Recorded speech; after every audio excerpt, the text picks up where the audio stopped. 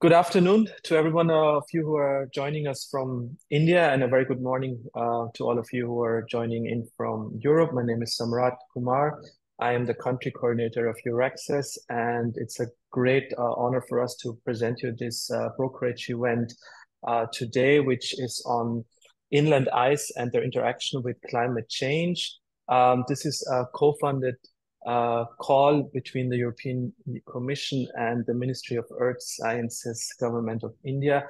And we are very happy to present you today the scope, modalities of this call. And we will also have scientists both from Europe and India who are interested in this call, or are interested to build a consortium, or are willing to apply for this call and looking for partners. So we're very much looking forward to this very interactive session. And without any further delay, I would like to welcome our keynote speakers here who will give the opening remarks. We have, starting with Ms. Tanja Friedrichs. She's the Science Policy Officer at the Director General for Research Innovation at the European Commission. A very good morning to you, Tanja. Thank you for joining. We also have Dr. Vijay Kumar, who is the Scientist G, Ministry of Earth Sciences, Government of India. Dr. Vijay Kumar, thank you so much for joining.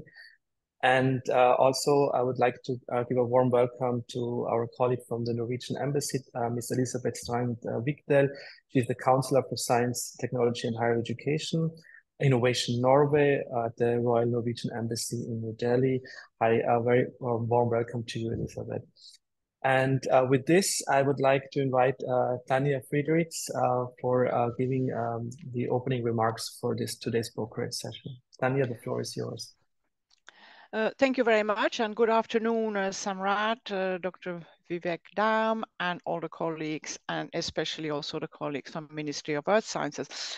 It's a great pleasure for me to be with you today for this event. Thank you for organizing this information day on this call that the EU and the government of India have agreed to co-fund, if, of course, you are selected in the calls that you will submit.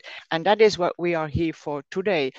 We are here to present to you the content of the call and to look at possibilities of you from both sides, Europe and India, to line up for good consortia. And I can only encourage you to do so.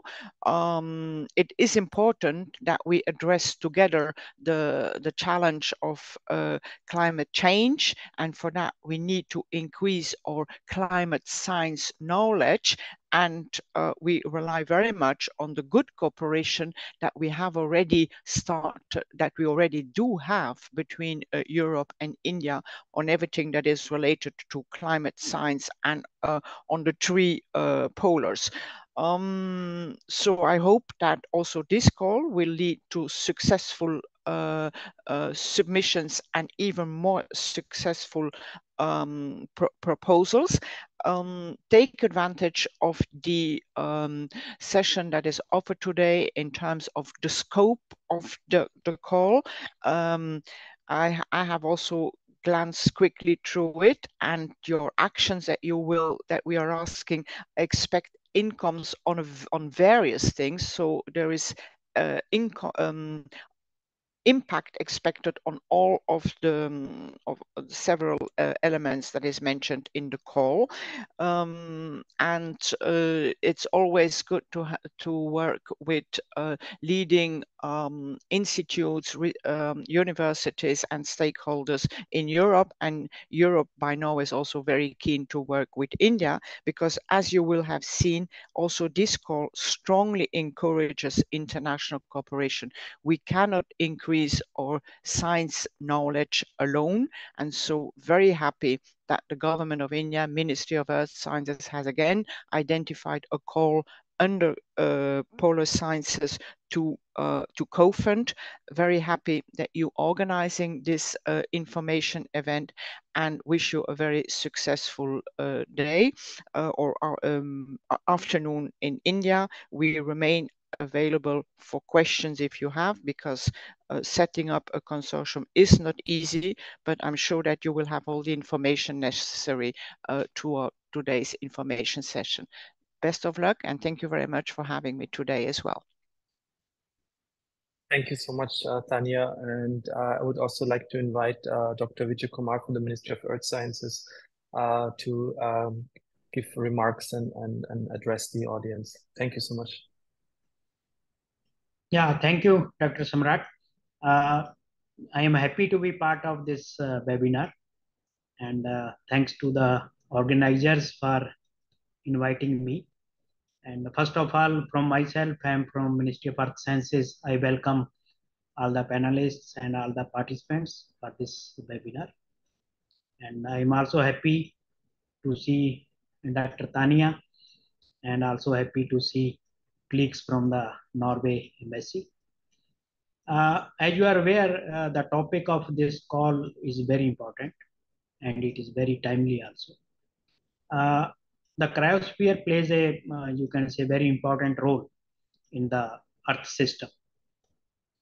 So the cryosphere includes the snow, includes the ice in polar regions, and it also includes the snow and ice in any form in the land. And in India, we have many glaciers, large number of glaciers, which covers, you can say, majority of the northern part of India, all along the northern border of India. And all these glaciers are very important for India because it provides, you can say, water, both for domestic purpose and also for irrigation. And any impact on these glaciers is, you can say, has very, you can say, adverse impact on the economy of India. And if we see the cryosphere over the earth, and that is also very important. And as we have seen recently, some studies has been done where it has been indicated that there is a interlink or interconnection between the Indian monsoon and the cryosphere in the polar regions.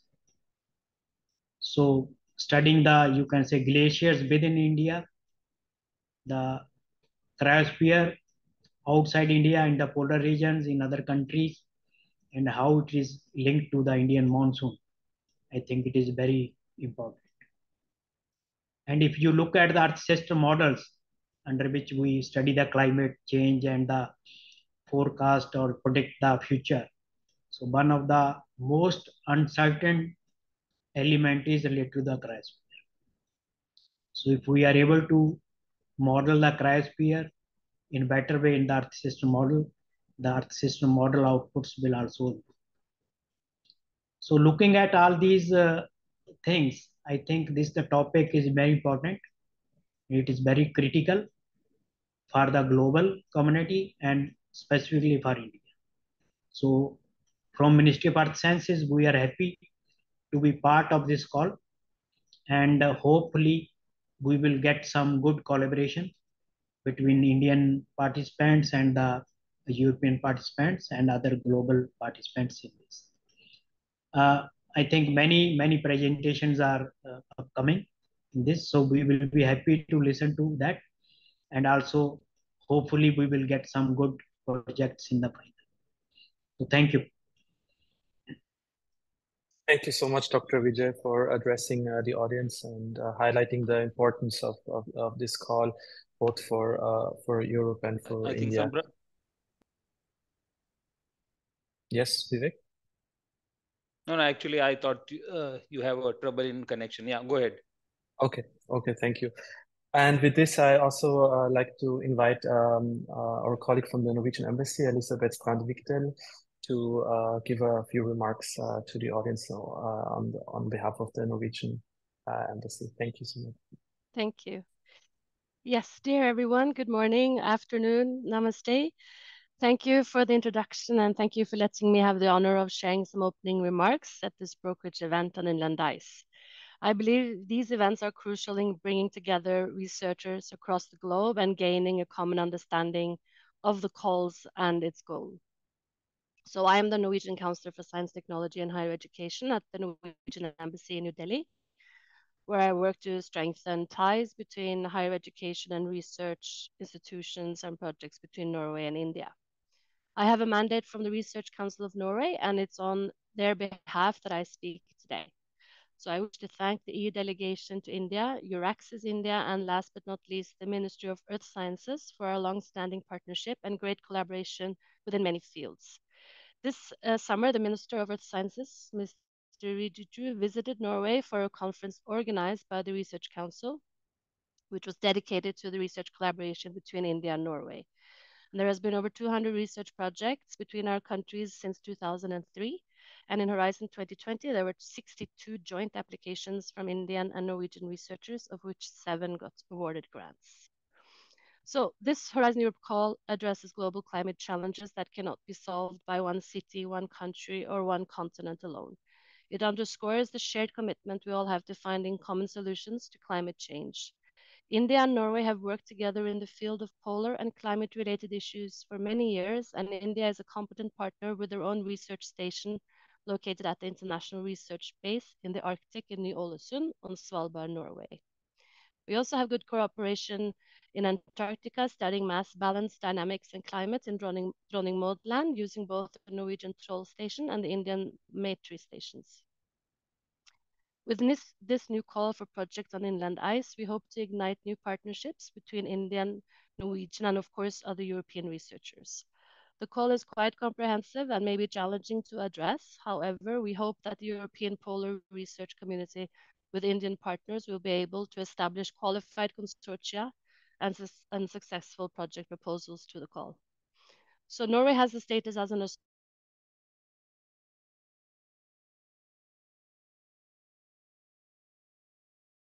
receive funding as other EU member states. Just good to mention this. So climate and polar research are cross-cutting themes in Horizon Europe with many opportunities for Norwegian and Indian actors, meaning researchers, companies, public sector, interest organizations, and Norwegian actors are doing very well within climate and polar research in Horizon Europe. The added value of participating in an EU project is much greater than the financial aspect. Participation in calls for proposals and activities facilitates collaboration and networking with the best actors in Europe, access to knowledge to solve societal challenges, and open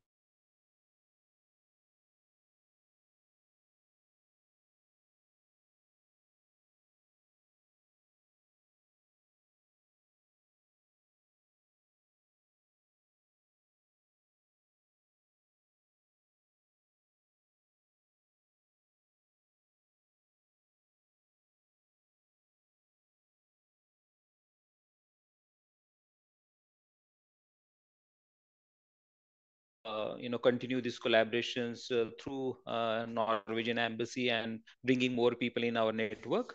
So without wasting much time, next is my presentation. Basically, I'm going to give a presentation on modalities of cooperation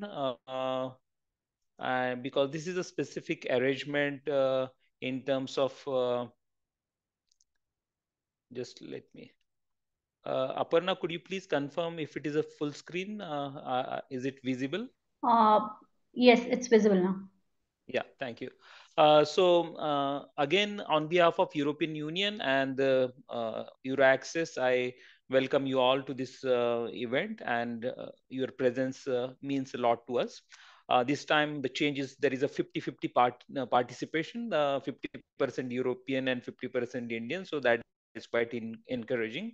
So earlier sessions were 90-10. So now the more and more people are aware of the co-funding modalities, and the people are coming forward with this proposal. So in next 15-20 minutes, I'm going to give you a brief overview. What are the co-funding modalities between the EU and India, and how you can go forward with the application procedure. This is what I'm going to cover shortly. So this is the outline of my presentation. Basically, this is a presentation joint of MOES Dr. Aparna and from the EU side myself. So I'm trying to give an overview of what the Horizon modalities of cooperation or the application procedure is, and then what the Ministry of Earth Science requires for Indian side. So as most of the Indian participants are may not be familiar with, the Horizon Europe is all operated online platform called funding and tender portal, and it mostly works in application. So basically, this is a research and innovation action, so which is 100% funding from the European side. This is a single stage call, and the call will open is already open actually on 12th of September. Deadline is 5th of March, so you have sufficient time to prepare your proposals. And the total budget from the European Commission for this specific call is 22 million euros, and we anticipate to fund around 6 to 7.5 million euros, or it is not defined, but that is the range it could serve the projects to achieve the objectives. But this is just an indicative. You can be more, you can be less, is up to the requirement of the consortium. From the government of India, the funding on an average, it is 1.5 crores per project. And there is a specific requirement on the eligibility condition. If you are using the satellite-based Earth observation system, then please look into the Copernicus, Galileo, and other data services.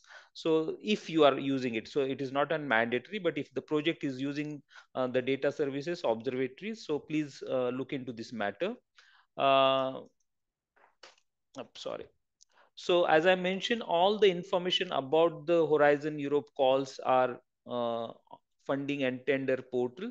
So this is basically the official website, and any information you want to take it, you should rely on this particular website, no other sources, because this is the Commission's regular updates. And I also encourage people to go for this, the arrow which I had indicated. There are regular updates on different aspects of the call. So there is also an update recently on UK participation. So this funding and portal gives you up-to-date information about the any amendment, any change, any additional information about the call. On top of that, if you scroll down the same call, you will also have different documents available for the application, as well as the partner search announcements. There are people who already had expressed their interest below this call, specific to this particular call. You'll find their expression of interest. Either they are looking for partners or they are offering the expertise. So my simple message to you is, please refer to Horizon Europe funding and tender portal for any call text or any modalities or the documentation you are looking forward. So similarly, the government of India has also published the guidelines. The Ministry of Earth Sciences are already published the guidelines for Indian applicants and is already available. The links will be shared with you, and the presentations will be also shared with you. So who can participate from the European side for the Horizon Europe? By default, it is open for all the countries and all types of entities who can, solve the problems, the challenge which has been defined. It could be industry, it could be research institutions, universities, non-governmental agencies, NGOs, any entity which has a capacity to deliver and contribute to solve this problem or the challenge which has been defined. From Indian government, also the central and state government supported organization, it could be public or private research organizations or academic institutions, national and state funded R&D labs, and also if there are industries, they can also voluntarily participate in this particular call. So this is where I will take one more minutes to clarify the eligibility criteria, because the Horizon is a program of European member state and associated countries. So there is a prerequisite. That is why we call it as a multilateral framework program. So basically here you need three different legal entities from three different European member state or associated country. Okay, three legal entities from three different European member state or associated countries. Out of that, one consortium member should be from member state, and other two could be member state or associated country. I hope I am clear enough.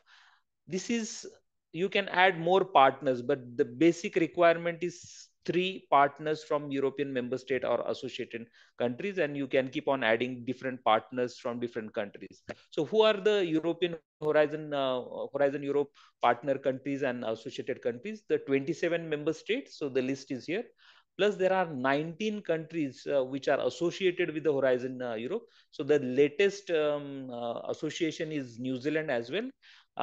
And United Kingdom, UK and Morocco had already applied for the program, and UK's association will start from 1st of January, but technically they are part of they will be called as an associated partners. Once the protocol is adopted on 1st of January, they will be considered as an associated partner.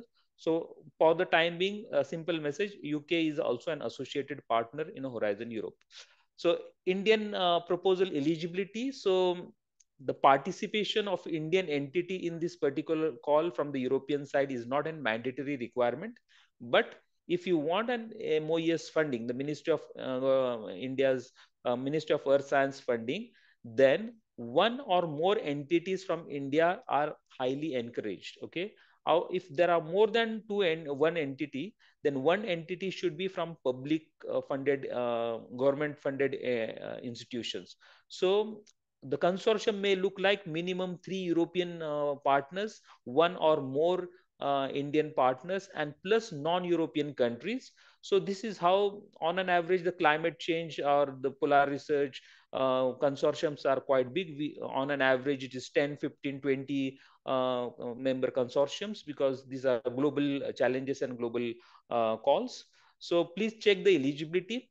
In the specific call, I already mentioned, if you are using a satellite-based Earth observation, so please pay attention to the Copernicus and Galileo and other data and services available for the use of for this particular call. But if you are using, it is not a mandatory. Again, I'm coming back to who is eligible for the funding, okay, of the Horizon Europe. Horizon Europe funding is completely available for the 27 member states. They are automatically funded. Plus, there are 19 associated countries, which I already displayed to you. Plus, there are 120 low or middle income countries which are automatically getting funding from European Commission under the Horizon Europe program. So the list of these 120 countries are already displayed, and the link is given in the presentation as well. I will share that. But there are around 10 to 13 countries which are called as developed countries or emerging economies. They are not automatically co-funded or funded by European Commission, and that is why the co-funding arrangements are made with these countries. So with whom we have the co-funding means the non-funding agencies or the countries are US, Canada, Australia, New Zealand, Japan, India, Brazil. So all these countries, China, all these countries are not receiving European funding. So they had developed an co-funding mechanism so that their research entities could be part of it. So one such arrangements we had with the Ministry of Earth Science as well as the DST and DBT as well. So these partners, the funding partners, are called as associated partners, or the entities which will be part of the consortium will be termed as an associated partner in the consortium. So they will not sign the government, the European Commission agreement. So there is also another scenario, but that is not applicable for this particular call, because Government of India has already co-funded commitment is given. On certain cases, the exceptional funding is provided for these entities coming from these higher economy or developed countries on exceptional basis if the evaluators find their participation important, adding additional value. But this is not the scope. The scope of this call today is co-funding by the Government of India, that is Ministry of Earth Sciences. So who is eligible from the Government of India? As I mentioned, public and private academic institutions, universities, research institutional, national and state funded R&D labs as well. Must have well-established research support system. What is important, because the participating institute in India should have PFMS system. This is mandatory, and we had a lot of issues in past because certain private institutions basically are not having this registration. So make sure if you have PFMS registration in place. And if there is an industry or private entities who want to participate in the consortium, they can voluntarily participate on their own funding. The government of India will not co-fund those entities. So only co-funding is available for this specific call, not other call. So what is funded by the government of India? So basically is 100% grant in aid. So all regular eligibility costs are covered. It could be equipment, manpower, consumable, travels, you name it. So it is very standard funding, and on an average 1.5 crores are given to the Indian entities if they are successful. So what is the admissibility of the Horizon Europe program? So this specifically, if the application must be submitted before the call deadline, that is the Horizon Europe code line, deadline which had been mentioned. The submission process is electronic submission via funding and tender portal. It is mandatory. No paper requirement. Forms which you will be using, specifically the Europeans, please use the forms which are into the system, which are available online as well on the Horizon Europe funding and tender portal. Only, no other forms should be considered available on other portals. So your application should be readable, accessible, and printable. And this is not a blind evaluation because this is a single stage, so this is not applicable in this case. But the page limit, the full page of the page limit of scientific proposal, only I'm talking about the scientific proposal, should be limited to 45 pages only. So make sure you follow the guidelines. Everything is given in the guidelines for application on the funding and tender portal. So Indian entities to comply the Indian government's rules and regulations, which are already available on their website. So the proposal should be submitted both first at the European Commission funding and tender portal. Same proposal should be submitted to Government of India, that is Ministry of Earth Sciences. The same identical proposal should be sent through email as well as a hard copy. I will come to that part later, by the Indian lead PI. So co-funding is available for the positively evaluated Indian entities by the Horizon Europe, and then the MOES also do an parallel evaluation, but this is positively evaluated by both the sides. So Indian entities successful in the project proposal will not sign European grant agreement. They will be called as associated partners. The duration of the call is 3 to 4 years. Application must be jointly developed. Again, it has to have all the partners should be involved from the day one in proposal development. Submission, as I mentioned, again in funding and tender portal.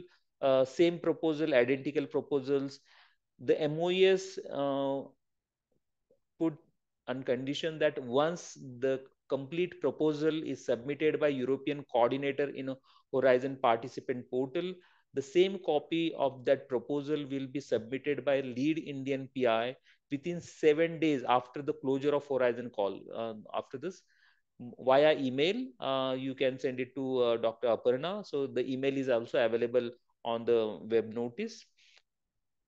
And plus there are specific financial conditions or the documents which the Indian entities has to submit to the MOES as per their government regulations. So in this case, what the part A, that is a very structured form, that I think the submission to the funding and tender portal should be left to the European coordinator, because they are the one who are well versed with the procedures.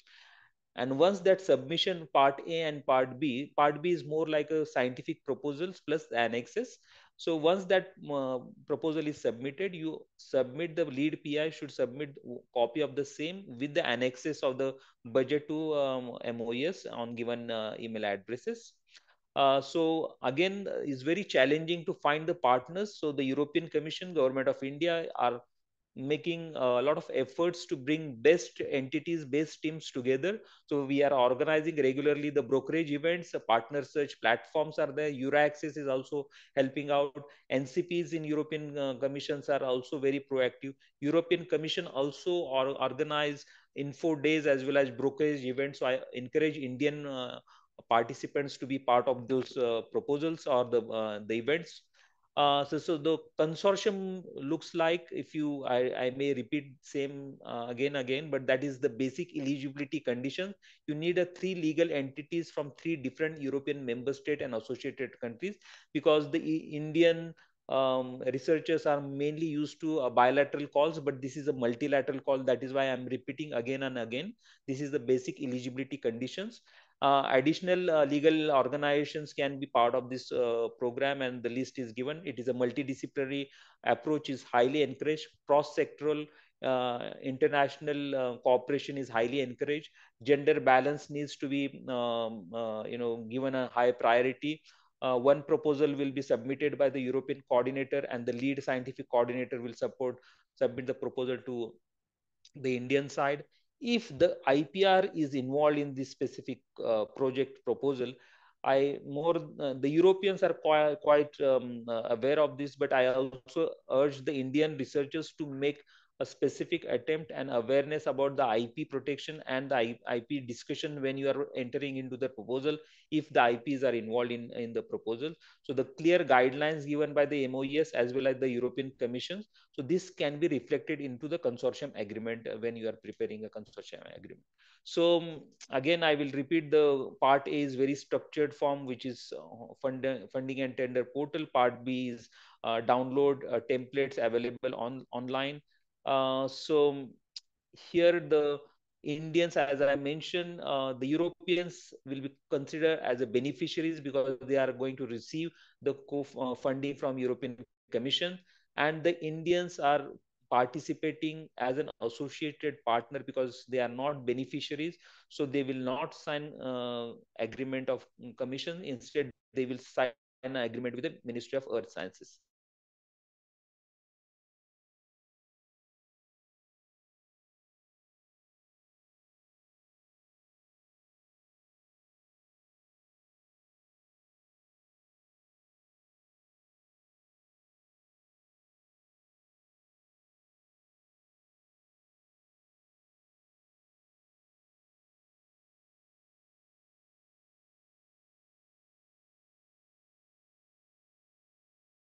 At the time of your consortium proposal preparation and upload.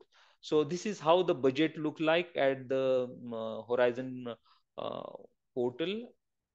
This is part 1, and here there is a specific line which is created by European Commission for associated partner. So the associated partner don't have to give any budget fragmentation or details. You just have to give a total amount in euros which you anticipate to request the government of India. So here the amount, only indicative amount, so that the evaluation experts will understand the total cost of the project proposal, how much is expected to execute this work. Again, the evaluation will be done by the European Union through evaluation criteria on excellence, impact, and implementation. So this is very standard, transparent, and most upload procedure across the world, because we give a lot of emphasis on neutrality and transparency. Once the proposal is evaluated positively, the MOEs also do a rapid evaluation to check the modalities and technicalities of the proposals, and those proposals evaluated positively by both the sides will be co-funded by the government of India. So the timeline, basically the proposal preparation on an average 3 to 4 months you have a time. The evaluation, we are bound to complete the entire procedure from the submission to the grant signing is 8 months. So evaluation is done normally within 5 months, and the grant submission and the agreement from the European side is done within 3 months time. So government of India is also committed to follow the same timeline, and so that the proposals or the project can start on the same timing. So again, these are the information where you can find the partners across different platforms. I will leave the presentations with you. So again, the EU system is more like an electronic system. You need to log in yourself as an entity. So create your account. So once you are into the system, you will get all this information. But I am also sharing the tutorials which also help you to find out. Otherwise, you can also take a help of your European consortium members to register yourself.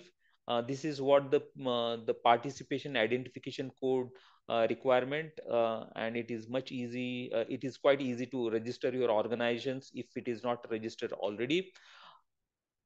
If at all you are not interested to participate in Horizon proposal, but we need experts across the globe. So European Commission has a big, huge database of experts. We also encourage new experts to register in our system. So if you want to be an expert evaluator of Horizon Europe, please register in our database. This is not only about your skills, but Commission also value for your efforts. They also pay your 3,000 to 4,000 euros per evaluation as an honorarium for your work. So I encourage those people who are not part of the proposal to register yourself as an expert evaluator into this. This is the team. Since 1.5 years we are working relentlessly to make the things happen, and thanks to Dr. Vijay and Dr. Aparna for continuous support. And if you have any difficulties, feel free to write to us. As I mentioned already, we are making continuous efforts to reach out to the best teams across Europe and India. So we are organizing and brokerage events for the co-funded calls. So this is the first second session of the second segment episode of the brokerage event. So it starts with the climate change call. So next call we will be promoting on 13th of October. So please inform your colleagues which are working in pandemic preparedness to participate in these events. And the last event we will be organizing on artificial intelligence, and that will be scheduled on 19th. So I will leave those presentations with you, and I will stop it here. After Dr. Aparna's presentation, if you have any questions, we can answer to that. I will stop it here. Thank you for your attention. Dr. Aparna, floor is yours. Thank you, Dr. Vivek Dham. First of all, for this wonderful presentation, very comprehensive. I'll just share my screen. Are you able to see my screen? Is it full screen now? Not yet. Can you try now? one more time? No. Okay. Can you see it now? Yeah, perfect. Go ahead. Yeah, am I audible now? Yes, clear. Yeah, so thank you, Dr. Vivek, for the presentation regarding the modalities. Good morning and good afternoon to all of you who've joined us. I am Aparna from Ministry of Earth Sciences, and I'm working with Dr. Vijay Kumar to look after the polar activities. Basically, we look after the activities of National Center for Polar and Oceanic Research, NCPOR, which leads in carrying out all the polar expeditions from India. And a small part we also give for the sponsored research, that is in hydrology and cryosphere. That is also what we are looking after.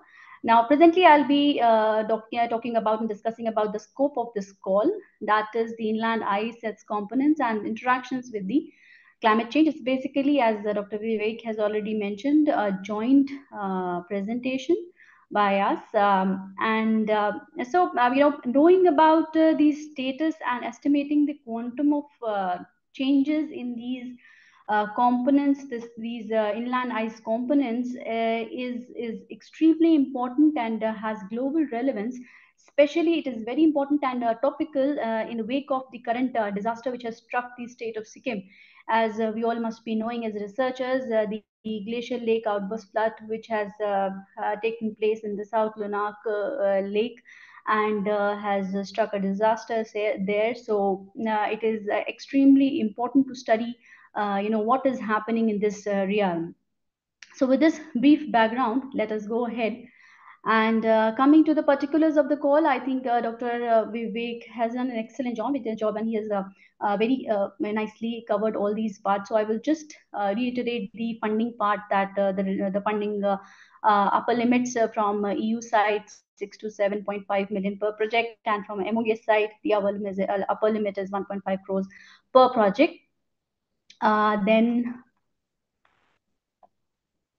coming to the destination, that is of this the overarching aims, as we all may be knowing that together with this call and there are 6 other calls which come under the broad theme of climate science and responses for transition towards climate neutrality. So the overarching aim of this broader theme, as you can see and listed here, are very broad, and basically these are the overall and major areas where received under this call, and the research actions which are undertaken under this call can contribute to. So first and foremost, we'd like to fund the projects which address the cutting edge research questions in this area, in this domain, and which help us sustain as a lead in the climate science research, and the problems and the projects which are also in line with the Paris Agreement and the Sustainable Development Goals, including the biodiversity goals. Also, the projects need to facilitate the collective achievement of the global 2050 and 2030 targets, which have been set towards climate neutrality, resilience, and reduction in the greenhouse gases. And this is only possible if all the projects or the research initiatives which are undertaken through this call address the important issues of climate change mitigation and adaptation also to a certain extent. They also need to have strong components related to mitigation and adaptation in their as a part of their outcome and output parts. So now overall the aim should be towards advancing this existing knowledge, the work which has already been done with regard to all these issues which I have mentioned, and especially the interventions of social science in tackling the climate change impacts, and also towards understanding the climate ecosystem interactions. Then as we can see here, last but not the least, the coordination and synergies with the existing world initiatives, especially in terms of the European Space Agency's activities, and the ISRO's, that is Indian Space Research Organization's initiatives which they have, and the common collaborations which we have to enhance the climate research and innovation. So these are the overarching objectives which we are looking after. Then coming to the scope, basically, as I have already mentioned in the beginning of my call, that my talk, that the topic as such, it has a very global relevance, and the various components of inland ice, that is snow, ice sheets, glaciers, permafrost, they have sizable influence, and in turn they are also influenced by the Earth's climate system. We need to understand that, and we also are doing active research in this area. Also, these components are interconnected and interlinked, by which I mean that changes in one obviously lead to the changes in the other, and that is how we need to actually understand the processes which are interlinked. Like snow and ice, regulate the properties of the ground underneath, and are related with the permafrost in areas where the ambient temperature, air temperature, is always almost always below 0 degree. Therefore, the research and the actions which are taken under this call need to focus on observing, modeling, projecting characteristics, volume, and dynamics of the inland ice and permafrost at varying time scales, as mentioned here.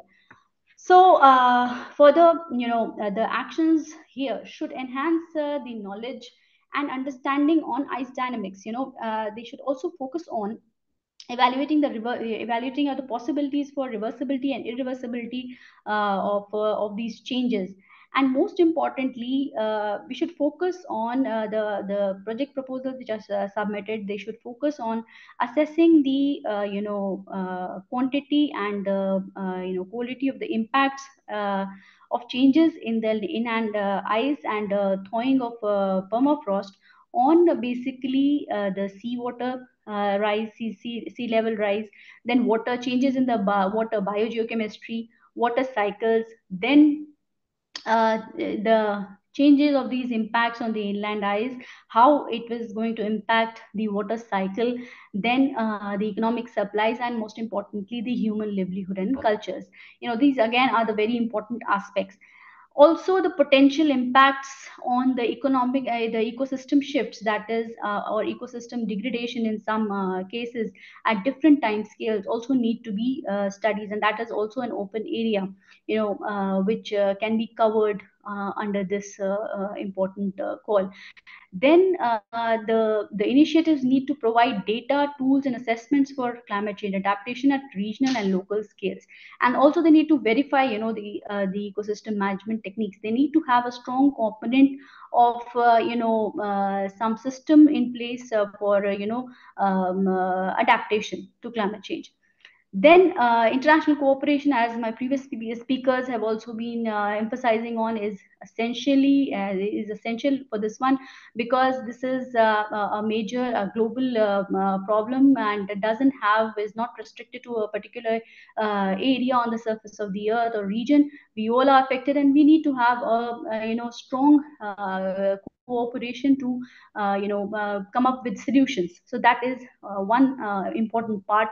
Then focusing on transparency and openness, that is whatever the models and codes and data which is generated as a part of the initiative, the research projects which are successful under this call, they need to have openness and transparency. They can be shared with the others. So that is again an important part. Then synergies and complementarities, again this is again a very important component, that the synergy and complementarities with the already existing climate related horizon projects. That is, if we talk about the recent ones, then we have disclosing the research gaps on essential ocean variables and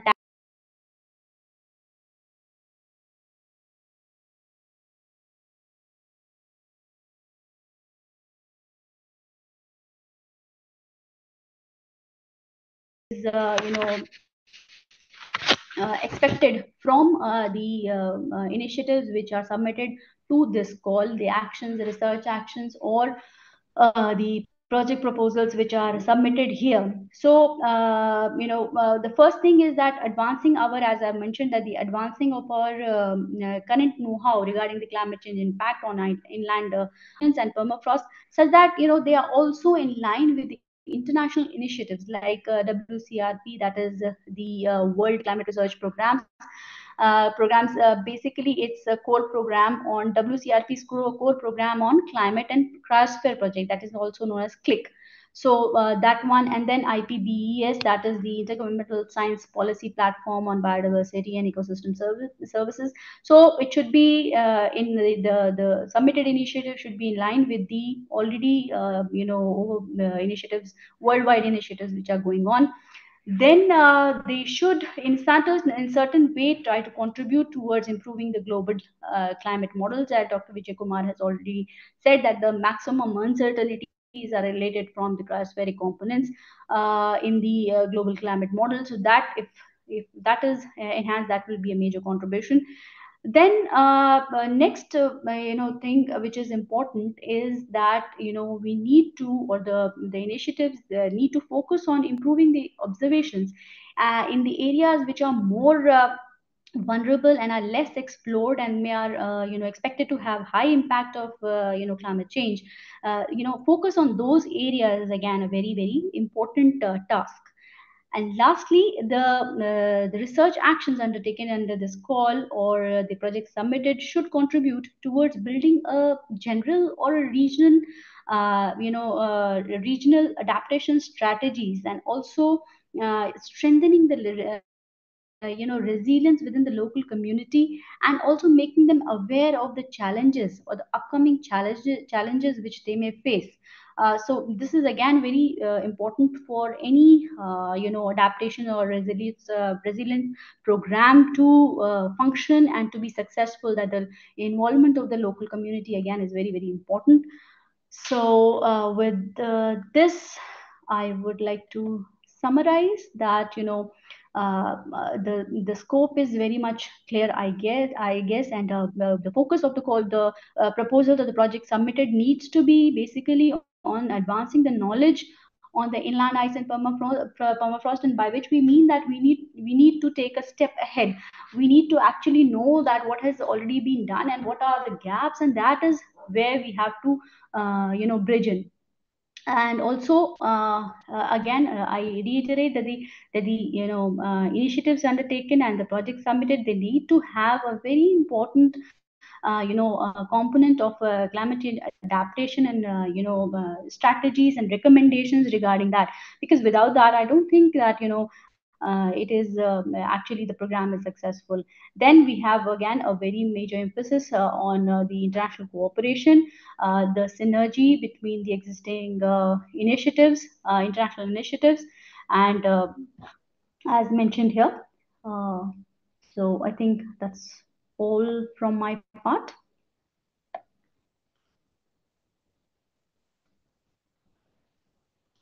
Thank you so much, Dr. Aparna.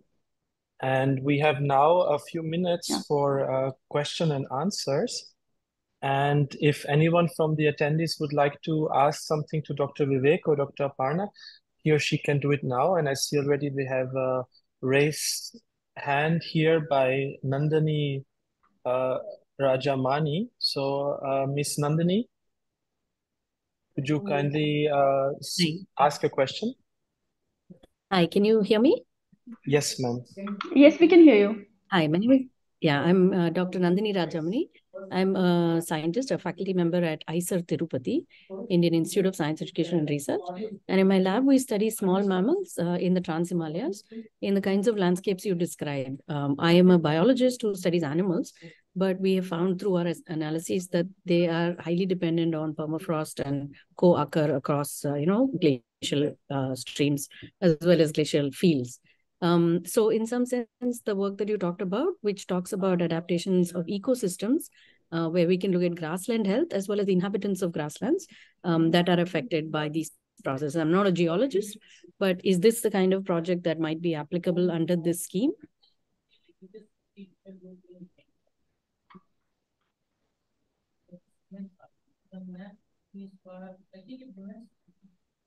So the question is to whom, ma'am? Aparna, Aparna, you will Dr. Aparna's slides talked about ecosystem impacts and how we should look at, ecosystem responses, and how that is some of the work that is being projected through this Horizon Cooperative Program. Yeah, Dr. Nandini, thank you so much for your question. And specifically, if you would, like what exactly are you planning about?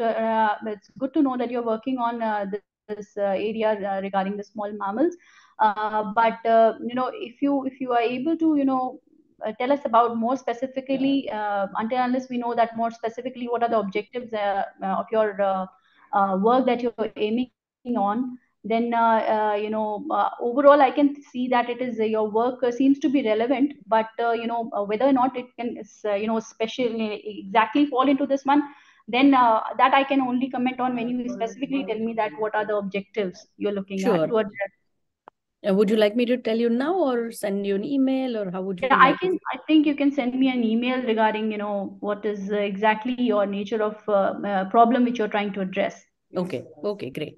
Yeah, so we have adapted some kind of preliminary mapping also, and I'll tell you about that in the email, but that's not my core strength. So it'd be great to be able to work with people who, specialize with that kind of analysis. But I can send you an email with the details.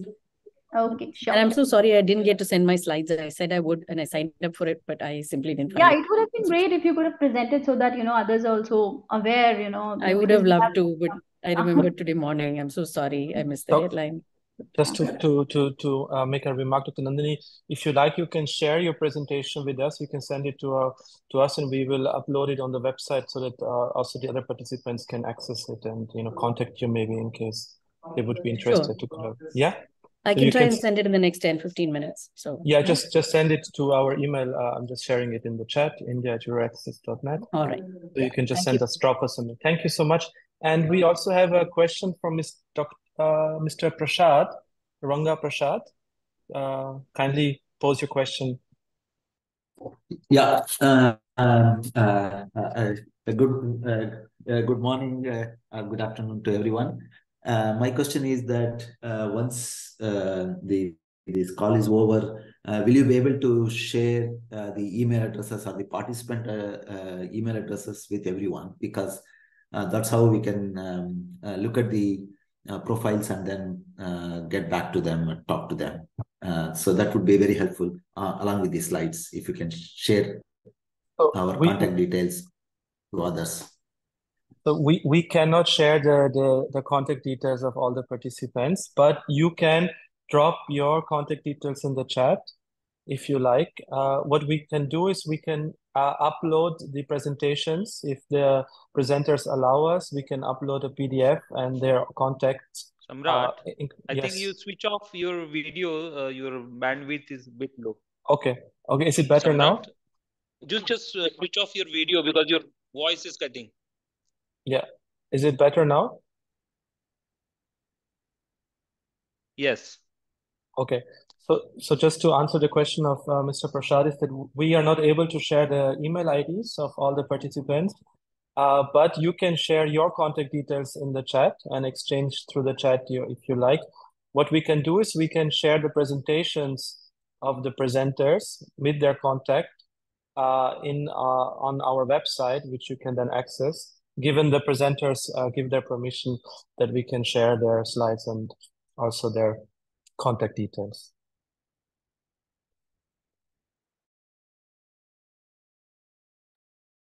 Okay, we have Mr. Satindra Kumar. Yeah, good afternoon, everyone, and thank you for talking about this. So just I want to tell, like, we have one project, currently funded project, which is going on small, using the agro waste, and converting it into energy and providing a solution for the a rural household for a smoke-free kind of a stove. And the objective is that to reduce the carbon emissions. And now the next phase, we are trying to build a global alliance to use in various other countries to do that. And my question is that, does it fall into this? Because indirectly somewhere it is addressing to the temperature increase and all those is concerned. So is that fall into this scope of that expected your outcomes, which Aparna ma'am you mentioned? So Satendra, where are you exactly working? I'm in Mumbai, and we have one project with Coventry in UK and IIT, and Somaya Vidyavihar University in Mumbai. So this project proposal which you're talking about, is it a research project which you're talking about? Yes, it's a research, and we are doing in the field also. And this project will be ending by end of this year. So we would like to take to the next level for the global alliance we are trying to build. Right. Oh, I think you can write to us about the details of the project you're working on and how you'd like to scale it up as you're talking about. So we can then see if this is under the fits under the ambit of this call or not.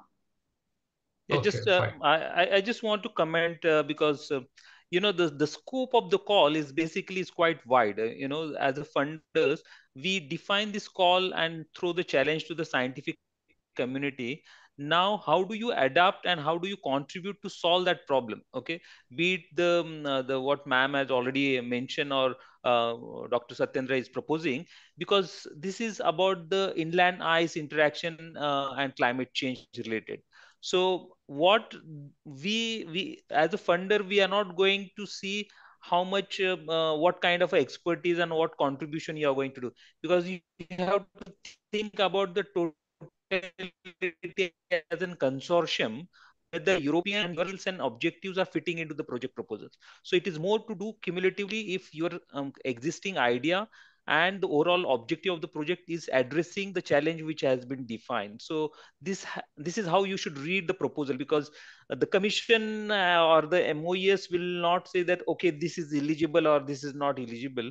This is basically left to the evaluation committee or the experts to decide.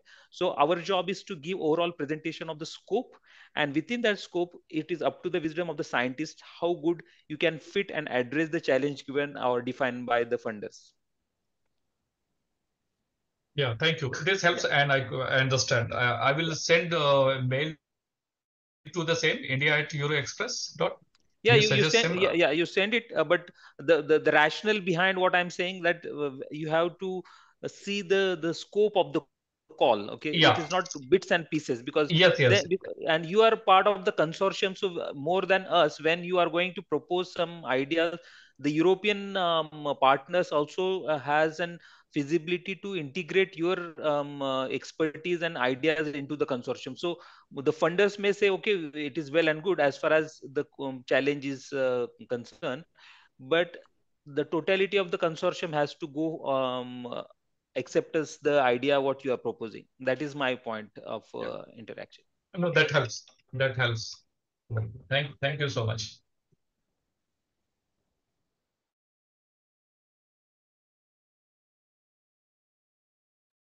So meantime, the question comes. I will just reiterate what Dr. Aparna is saying.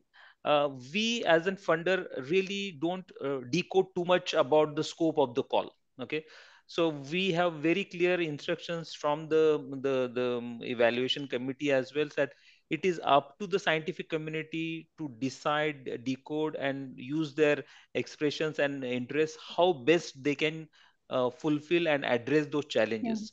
So it is up to you fully how you can address those challenges. So that is one point. The second point, again, I wanted to make sure that the center of gravity, basically this is the European call, where co-funded by the government of India.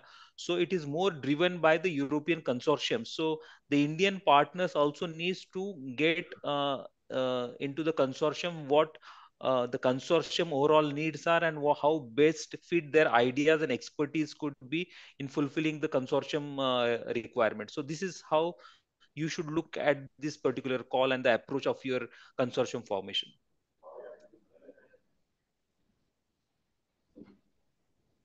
Vivek, we have a question regarding Switzerland's status in the Horizon Europe program. Yeah. Could you say something on that, please? Good that actually Switzerland is not a part of associated country. It was earlier, but now it is not. But Switzerland is same status like India, associated partner. Okay, so Swiss entities can participate. There is already assured funding by the Swiss national funding agencies, but they will not fulfill the criteria of like three legal entities from three different member state or associated countries. Okay, so they are not associated, so they will be as like a associated partner. So they need to have additional three European entities into the consortium. I think I am enough clear in this response. Thank you for that. And we have a few more minutes. We could take 1-2 more questions if they are. Otherwise, please feel free. Okay, we have Mr. Mood Farouk Azam. I'll give him the floor. Yes, please, you can ask your question. Good morning, good afternoon. I'm Farouk Azam, working at Indian Institute of Technology in Indore. So I mainly work on Himalayan glaciers, mainly on ground. So thank you very much for your presentations. So I have like two small queries. One is about the consortium. So when you say three teams are required, so you mean three countries or three institutions from the European Union? So you need to have three countries, okay, and three different entities from these countries. Okay, for example, you can have Germany, you can have UK, you can have France. Okay, So from these three countries, you have three different entities. Okay. For example, from CNRS, the Oxford or Frankfurt University. So all this can be part of it. So you can add more partners into the consortium. Okay, there is no issue. But legal entity should be from this 27 plus 19. You got the point. Minimum 3. Okay. You can add more partners. There is no issue. Okay, thanks. So another query You is can about add a partners from the same country as well, as many as possible. There is no issue. But the formula is 3 plus 3. Okay, fine. So thank you very much. So another query is about if somebody is having MOES project in India already, so he or she can be partner in that or not as PI or co-PI? Dr. I Aparna? think you can go ahead with this one. So that is not the restriction, that if you have already have an MOES project, then you may not take or you may not participate in this call. There is no such restriction. Okay, thank you. Thank you very much.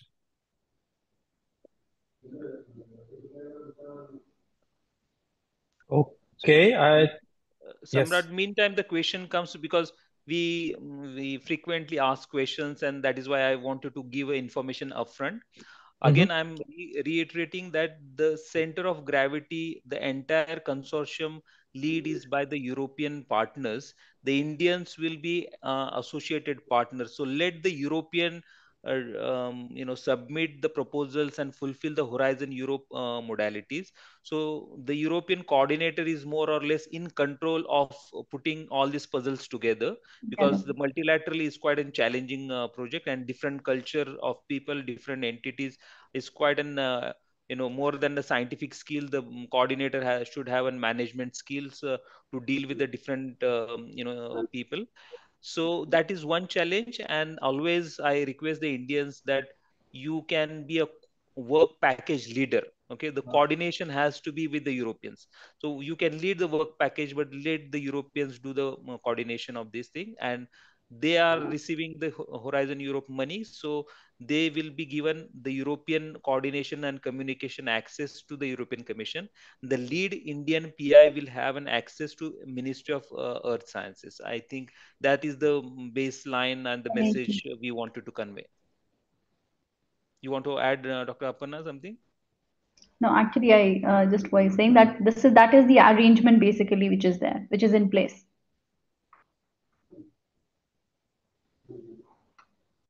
Okay. So, yeah, thanks. And feel free to write to us. We will try our best to respond to you. But next 4 or 5 months are more that you people identify each other's expertise and ideas to form best consortium. And we wish all the best from our side. Thank you. Over to you, Samrat.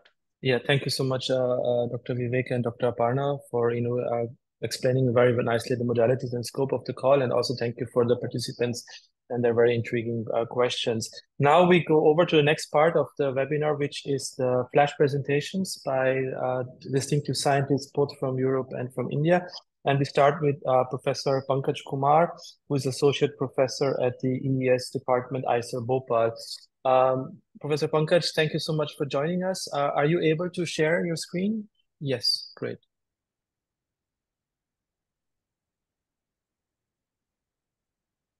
We see a beautiful picture of Switzerland on your screen. Okay, now here's your presentation. Okay, please keep the time limit in mind when presenting. Thank you. Okay, can you hear me? Yes, sir. And we can see your slide. Thanks a lot for this opportunity. And I guess I have 7 to 8 minutes. Correct. Yeah. Okay. So I will be talking more on the points which Dr. Vijay Kumar and Dr. Shukla has pointed out. The limitation of glaciers in the climate model. So what I will be proposing implementation of a dynamical glacier scheme in the ICON model to understand the spatial temporal variability of the Karakoram Himalayan glaciers. That's what I will be talking about. And research questions which I outlined in last 2 days or so. So first will be to have a system where the glaciers are dynamically coupled to a climate model. I will talk about this in a minute. And obviously, then how sensitive are the glaciers to the climate and other environmental factors, identifying the hotspot regions vulnerable to the climate change and in future. And most important, which is that's why we are looking all those things, is the availability of fresh water in the region in the past as well as in future, and making some policy statements by formulating mitigation or adaptation strategies and all those things. And then potential impact of climate change on glacier, on the timing and the volume of river flows in the region. And one more thing, which is a little bit sideline thing, is that long-term climatology of synoptic scale systems, which largely feeds to the glaciers, how they are going to affect and all those things. That will be largely research questions. So this is the region which we are talking about. So it's Karakoram, Western Himalaya, and the Central Himalaya. The Karakoram, Central Himalaya, and the Eastern Himalaya are largely fed by the monsoon precipitation, whereas the Karakoram is largely fed by the winter precipitation. And this is the region that's because I'm a climate modeling person. So this is my model grid. In what it is showing the state of glacier inventory in simple words, I can say, where the glaciers are largely sitting in Himalaya. So this is 90 means 90%, and 0, 1%, 2%, and so on and so forth. So mostly the glaciers are sitting in the Karakoram area and the Western Himalaya, and to some extent these areas. And to be precise, winter precipitation dominates the Himalayas. No? So that's also important to keep in mind. And what is the observational status? The observational status is again a big challenge, and no need to say, it's very sensitive. So over Karakoram, where the large amount of glaciers are sitting, we hardly have any observations, whereas in the Karakoram or Western Himalaya also, where the glaciers are, we hardly have any observation network. Similarly, this is one applied data sets. Crew also has the same story, and the India Meteorological Station networks are also on the same line. They all are sitting in the valley. So it's always become difficult to address these kind of things when we really want to assess even the models. Coming to the dynamics a little bit before I go to the point. So as I said, these areas are the largest glaciated areas, and they are largely receive rainfall from the winter precipitation and not from the monsoon precipitation. And the point is that so many global products, precipitation products, GPCP, University of Delaware, Crew, Aphrodite, they all fail to capture this kind of variability. So observational, just to highlight that, the observational challenge is one big part. Western disturbances, I will not touch much, but these are the systems which are formed in the Mediterranean region, and they travel in this area and they feed this area, especially in the winter. And the contribution of the snow over the glaciated region is around 65%. So that's a huge number. So these are the WDs. So Western disturbances are the main contributor to these kind of systems. Now coming to the point. So the challenge is that all the climate models or the global models or even the Earth system models which we have, and we have done all the IPCC assessment so far, none of them has the glaciers in their grid box as one fraction.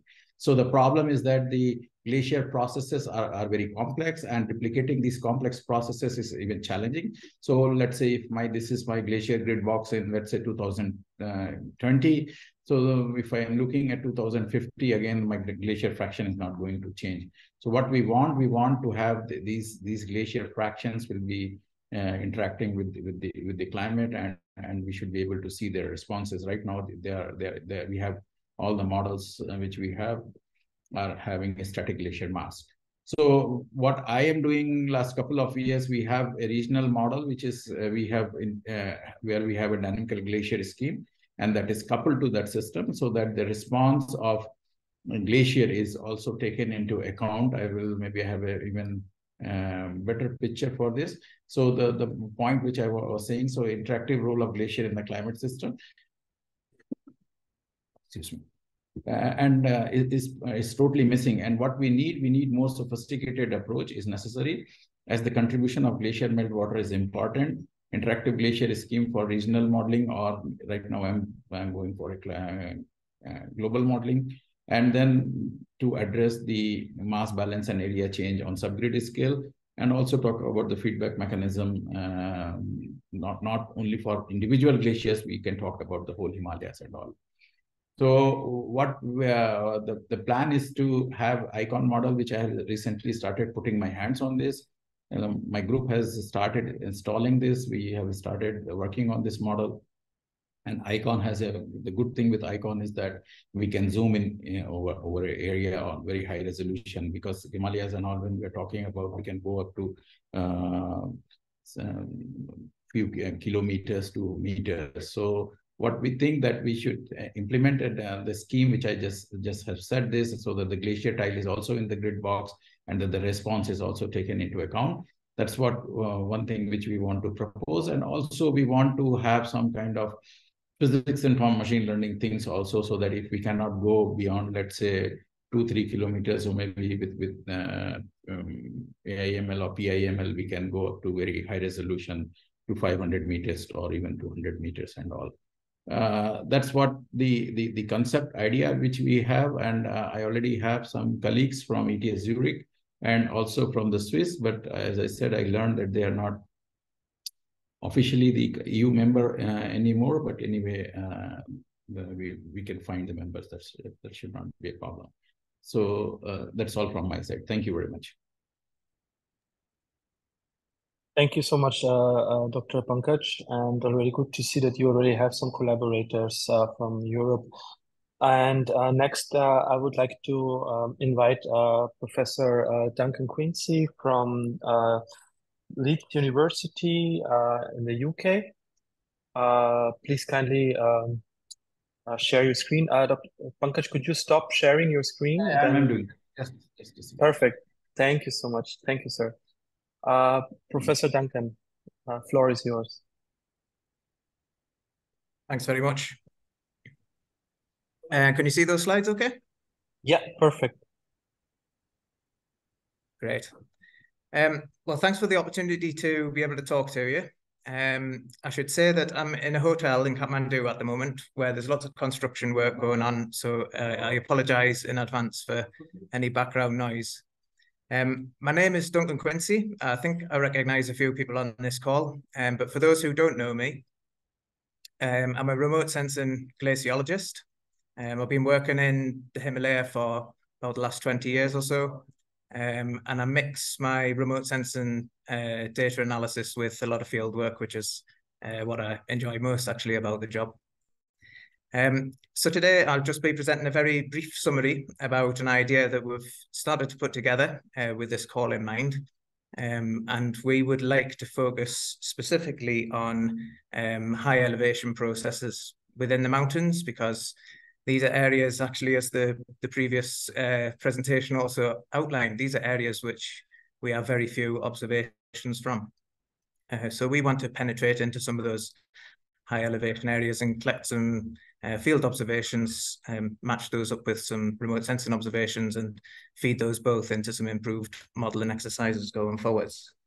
So the title is Snowfall Changes, Extreme Events and Their Impact on Ice Evolution in Mountain Environments, from which we've gathered SUSTAIN as an acronym. But as you know, you can make almost any acronym out of a title that's that long. So it can be changed, but that's our working title at the moment.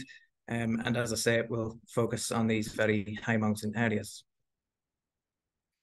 We see that there's a few key knowledge gaps within these high mountain areas, particularly within the very high elevations. And they're the issues that we'd like to try and address in a proposal for this call.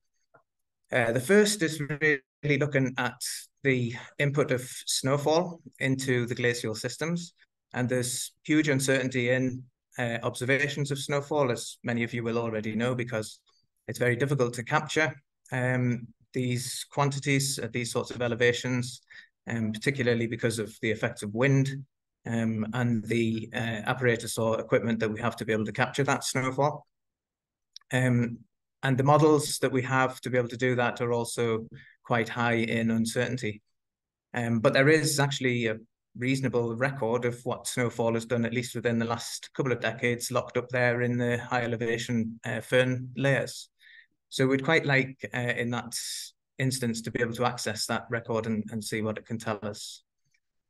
We also notice that within current glacier models, not all glacier models, but many of the glacier models that we're using to make projections, there's some of the key glacier characteristics are missing or very poorly parameterized.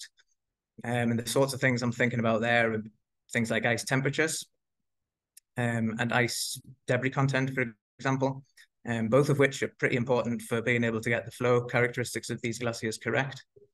And some of you may be aware of the Everdrill project that we had here in Nepal, working on the Khumbu Glacier, where we were able to drill down into the ice and make the first deep observations of the interior of those glaciers to be able to characterize them a little bit better. So that's the sort of thing that we'd like to roll out a little bit across the wider area. And then the third area that we see as being somewhere we could make improvements within our projections is actually simulating what happens within that fern layer I was talking about before. This is a zone that we don't have many measurements from at very high elevation. And consequently, within the models that we use, we're making estimates or assumptions to be able to try to characterize and simulate exactly what's going on up there. But that's really the point of glacier formation, and that's where we define the characteristics of the glaciers as they flow down valley. So we've got a range of different research questions. I picked a few of the most pertinent out here, but you know, we can shape this depending on who we can put together within this consortium. But the sorts of things we'd like to look at is, for example, how much seasonal snow accumulates and how will it change going into the future? How frequently do extreme wet and dry years strike the mountain cryosphere? Because as you all know, with projected climate, it's the extremes which are going to become more enhanced. And what are the climatic factors that cause this and how could they change in the future? And then thirdly, putting that together, once we take those factors into account, what are the timescales and the potential trajectories for change for existing glacier ice resources? And what ultimately does that mean for the water resources for the communities who are living in the downstream areas? So we're going to use a range of approaches, or we foresee ourselves using a range of approaches, making some underpinning observations, the field work that I'm talking about, so some high mountain weather stations, coupling it with some remote sensing of snowfall patterns, some field observations within the fern if we can get up that high. Also some modeling analysis, particularly the climate models and how they feed into the glacier models, looking at reanalysis data sets, and looking at what the cutting edge climate models are today and how they represent those high elevation snowfall patterns, for example, and then calibrating and evaluating the glacier models. And then finally being able to make some forward projections, particularly then in those climate models based on what we found out, and also then forcing the glacier models with some improved inputs.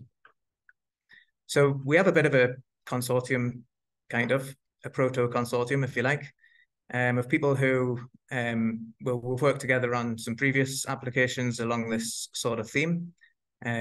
We've led a couple of previous projects from the University of Leeds. We're pretty strong on the climate modelling. We've got the National Centre for Atmospheric Science in Leeds. Obviously, I'm a glaciologist. Andrew and Amanda and Helen are all climatologists or climate modelers. I work a lot with Bryn Hubbard at Aberystwyth. He's very keen on the ice drilling. And with Bryn, we can make a lot of the field observations that we're interested in.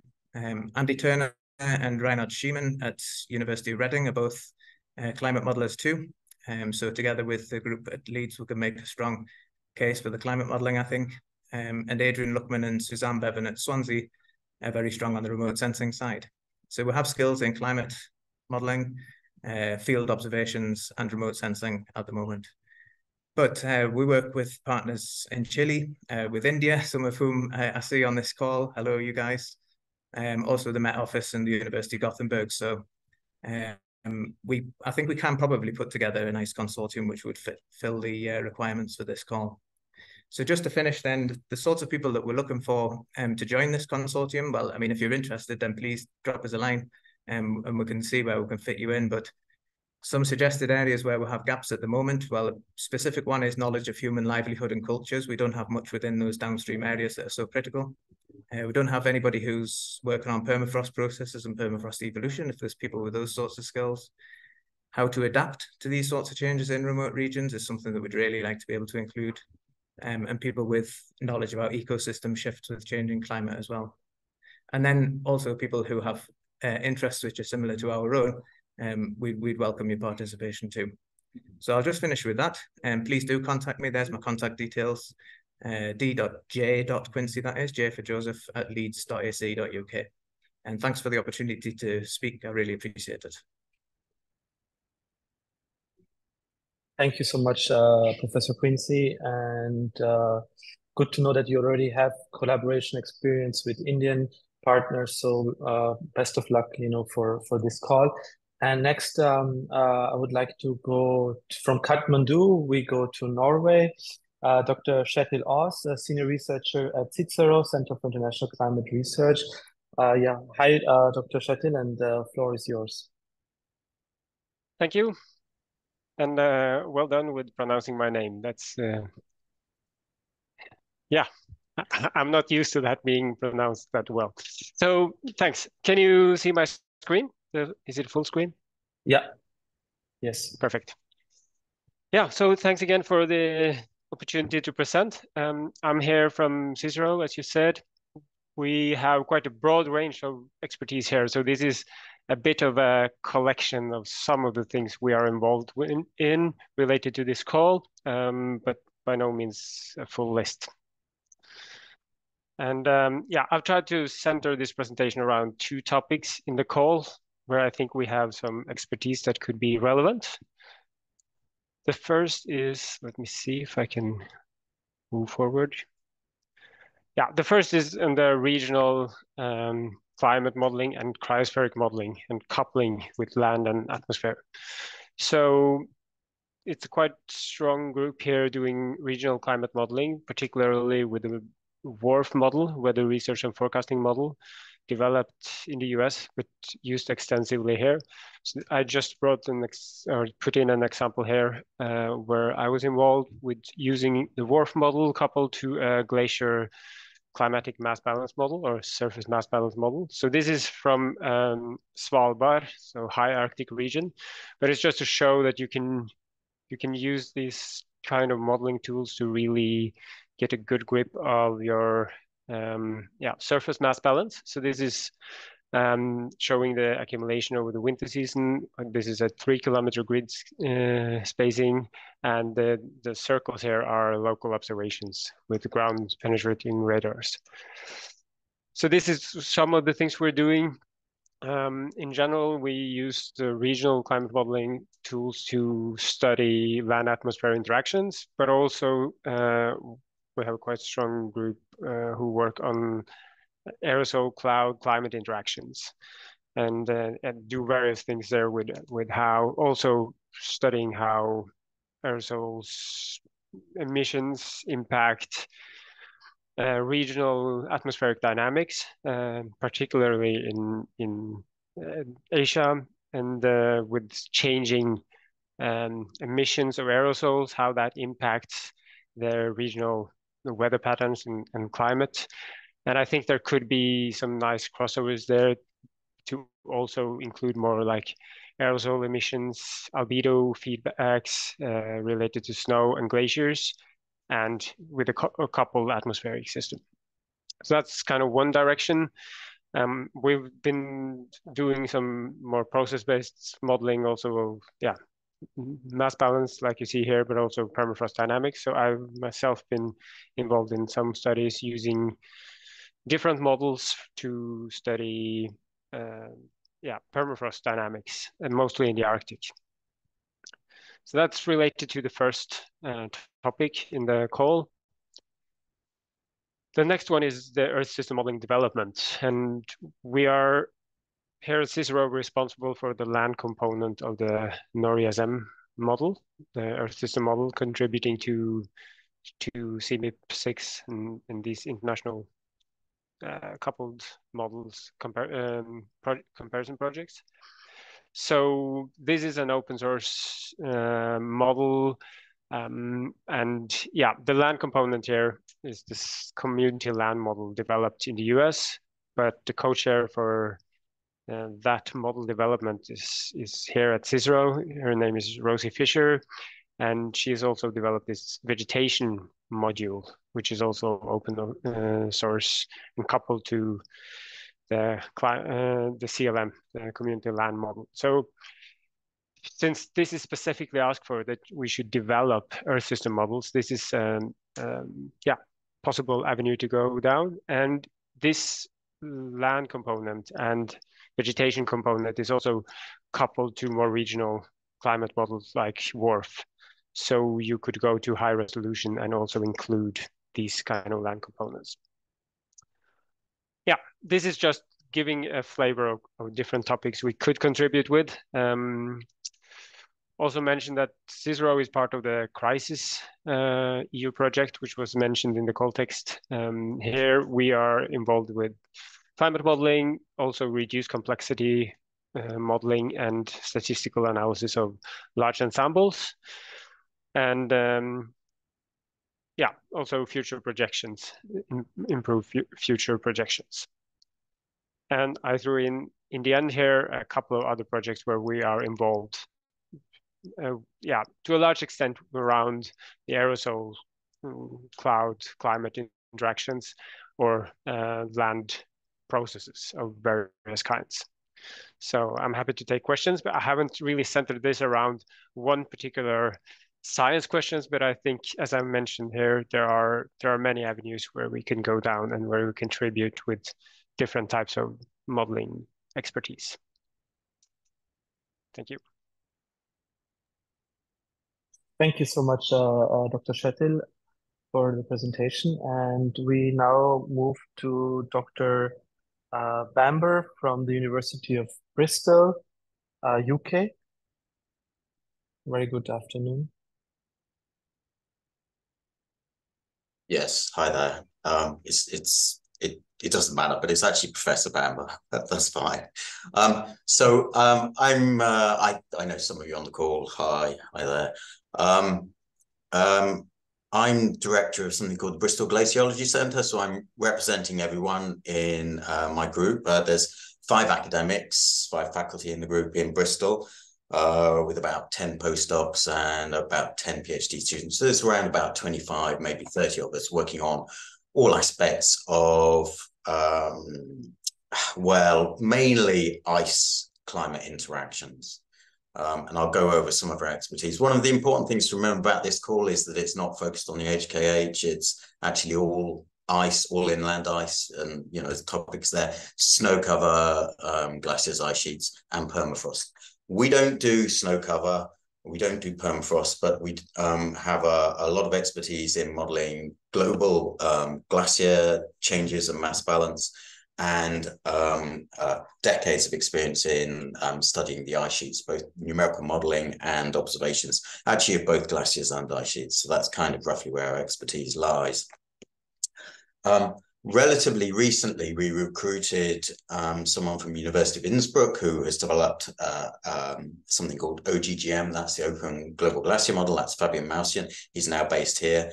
And there's a big community of glaciologists around the world using OGGM to model present-day mass balance of glaciers and their evolution in the future. And I'll say a little bit more about that in coming slides.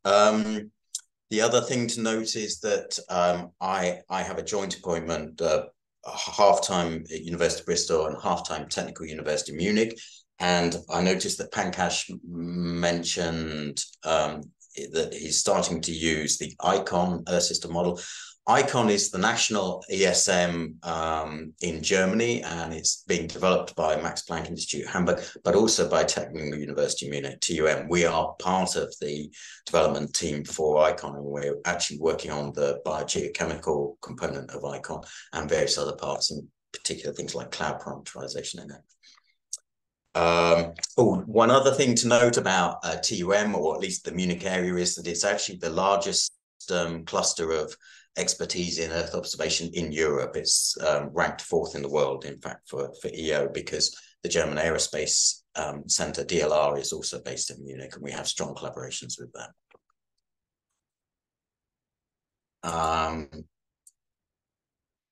Couple of examples of the kind of sort of work that we've done in the past on land ice. As I mentioned, Fabian basically is the mastermind. He has developed OGGM over probably, I don't know, best part of 2 decades, and many papers on that, looking at the evolution of glaciers in the 21st century using OGGM. It's, you know, like a benchmark model. It's open source, obviously, hence the open in it. Many applications. Another application area that I haven't included on the slides here was the evolution and development of ice-dammed lakes as a consequence of glacier evolution. It's been used for that problem as well. And on the right here is, let me just... is an example of some work that we did a few years ago, and that work is continuing, and we're involved in a project funded by the European Space Agency, which is called the Sea Level Budget Project, Sea Level Budget CCI, that's Climate Change Initiative Plus, so it's the second generation of that activity, and our contribution is the sort of land ice component to the sea level budget during the satellite era, so that's 1992 to the present day. That's Fabian, my new colleague. He joined us in July, and examples of the sort of outputs that you can get from OGGM. It's coupled to something called the Instructed Glacier Model, which is a physics-informed ice flow model. So OGGM models both ice dynamics and mass balance globally. And, you know, it's a very powerful tool for doing that. So that's one aspect. In terms of mountain glaciers, we also working on machine learning methods for automatic detection of glacier area change. That's the example on the left. And I think in terms of Earth observation in general, we have a lot of expertise over decades in looking at mass balance of ice, that's land ice, all land ice sheets and glaciers, using what are called satellite geodetic techniques. That's satellite altimetry.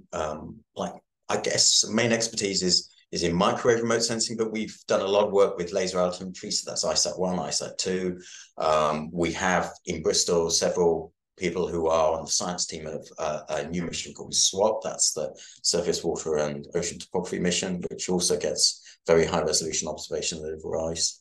And one of my collaborators, who I see is on this call, Brahma Vishwakarma, is an expert in satellite gravimetry of, well, mass movement, and we're still collaborating on various activities related to that. One thing I forgot to mention in the slides that I sent out is that we are a partner also on the EU Arctic Passion project, which runs to 2025. It's a big project, 50 million euros. Its goal is to develop a holistic integrated observing system for the whole of the Arctic, not just ice, but our contribution is to produce the operational observing system for land ice across the Arctic. And we're working on well, in fact, we developed a data pipeline for pan-Arctic runoff, land ice runoff scheme, and a pan-Arctic calving dynamics scheme for, that's using machine learning methods for part of that, part of Arctic Passion. And this is just, you know, some of the problems that we are addressing currently and would like to continue to tackle in the future using the suite of techniques and skills that we have here in Bristol, and I guess partly at TUM in Munich as well. And I won't read them out, but they're in my slides, which I'm very happy for the organisers to distribute to anyone on this call as a PDF. Contact details for me and Fabian. We are the main points of contact for glacier mass balance modelling and for Earth observation of ice. And that's a kind of very brief overview of what we do here in Bristol and partly at TUM. Thank you so much, Professor Bamber, and please excuse the mistake in the beginning to not addressing you correctly. And no. Thank you so much also for allowing us to share your presentation as a PDF also with potentially interested collaborators. And we go next to Dr. Atul Kumar Verma. He's at the India Meteorological Department in New Delhi. Very good afternoon, sir. And could you kindly share your screen with us? And kindly unmute your microphone.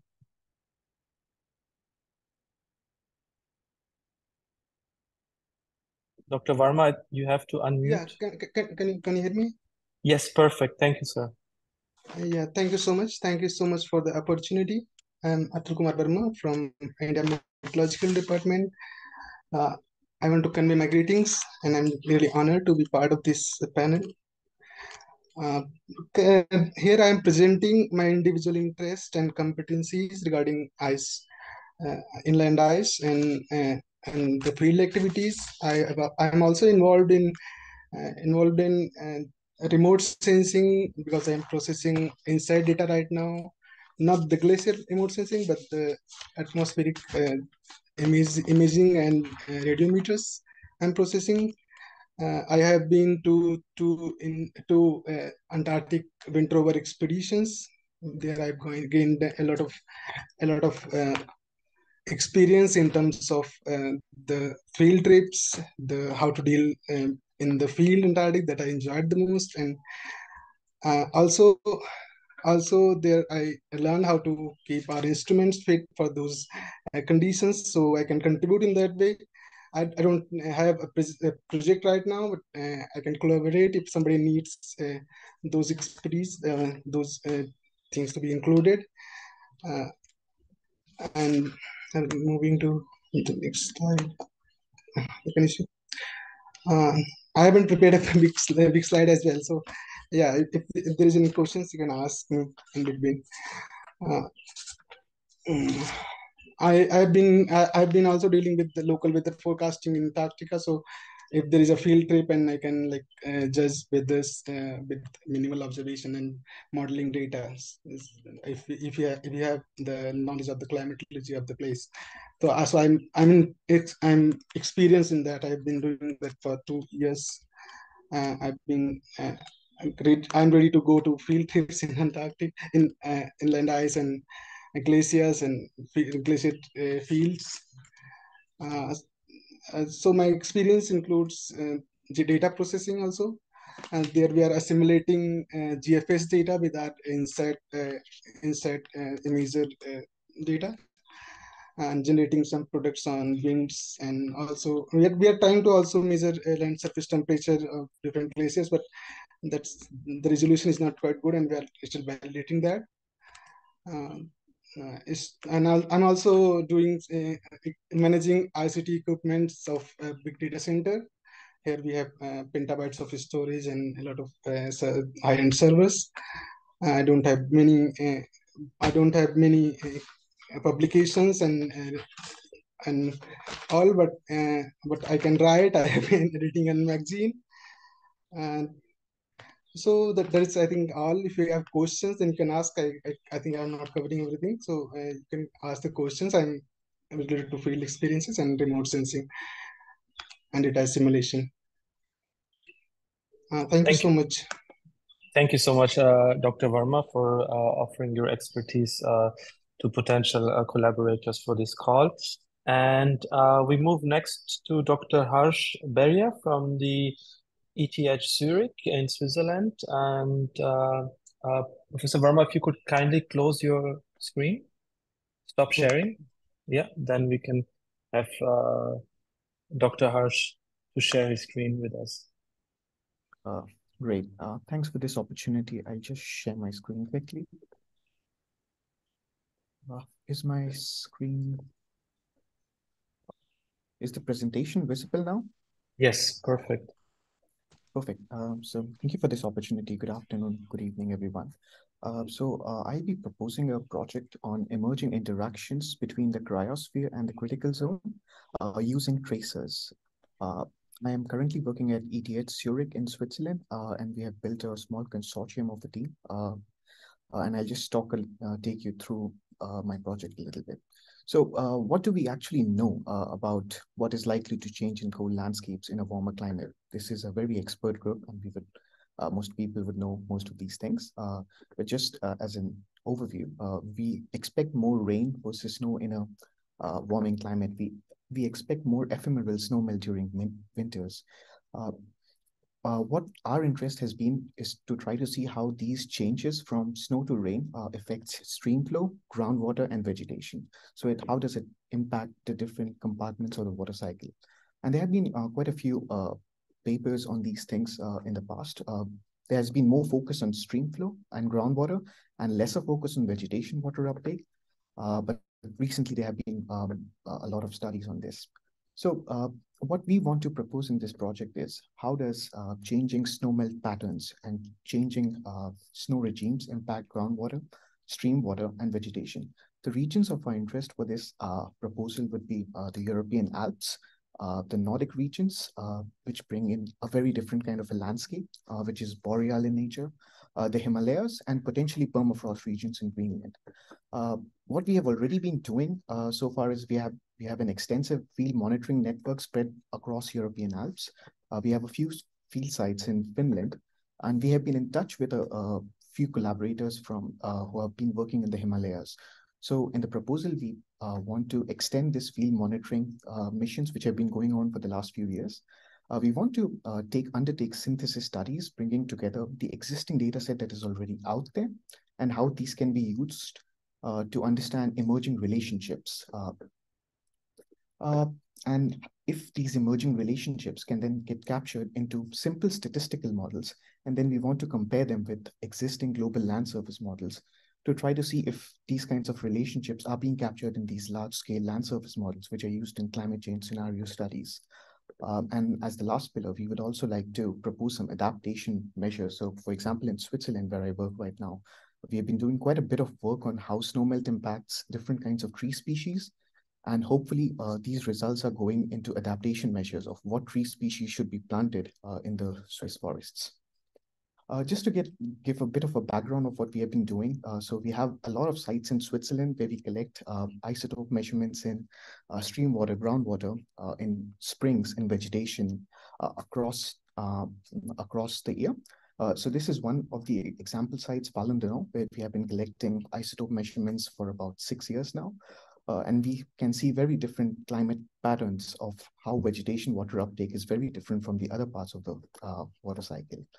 We've also been doing a lot of work on the European scale, where we are trying to understand how snowmelt pattern changes or snowmelt change regimes impact winter stream flow. And what we see is, if we plot it across elevation belts, we see that in the intermediate elevation belts, we see a lot of potential increase in winter snowmelt.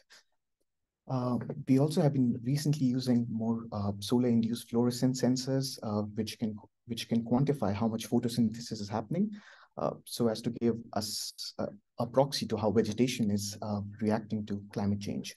We have been studying solar-induced fluorescence with a few satellites for the major drought years of the last century. We have been trying to understand the impact across elevation belts, and we have had some interesting manuscripts on drought paradox, which have been published in the last few years. For this proposal, what we propose, the kind of data sets which we'll probably be using is large-scale geodata products, which include remote sensing, but also reanalysis products, more of recent fluorescent satellite sensors, which have been put in the orbit in the last few years. We propose to use global climate models, flux towers, and tracer data sets. And more importantly, we would also like to increase the monitoring, which we have already been doing for the past few. So these monitoring networks are spread across Austria, Switzerland, France, Finland right now. And at the end, we would like to build up a snow isotope data set within Europe, which is currently missing and might help in future synthesis studies. So the current consortium includes me from ETH Zurich. The coordinator is Dr. Matthew Greve, who is based out of Innsbruck in Austria. He's a work leader over there. We have Dr. Wouter Berkhuis from Netherlands. We have Dr. Betty Aleho from Finland.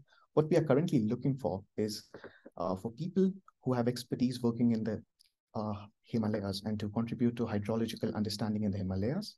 What we're also missing is people with expertise in running global scale hydrologic models. So our team largely works on statistical based models, and we would like to also improve our understanding of global hydrological model. And then we would also like to learn more about the permafrost processes in these regions. So that's a short overview of what we have been doing and what we want to propose for this project. My contact details are here. So in case anyone has any suggestions or feedback, I'll be very happy to listen to them. And with that, I'll stop sharing my screen.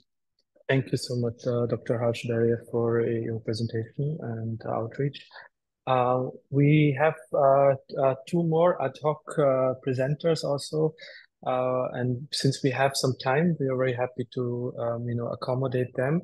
And we start with Dr. Vikram Goyal from the National Center for Polar and Ocean Research, who would also like to make a flash presentation. Dr. Vikram, very good afternoon.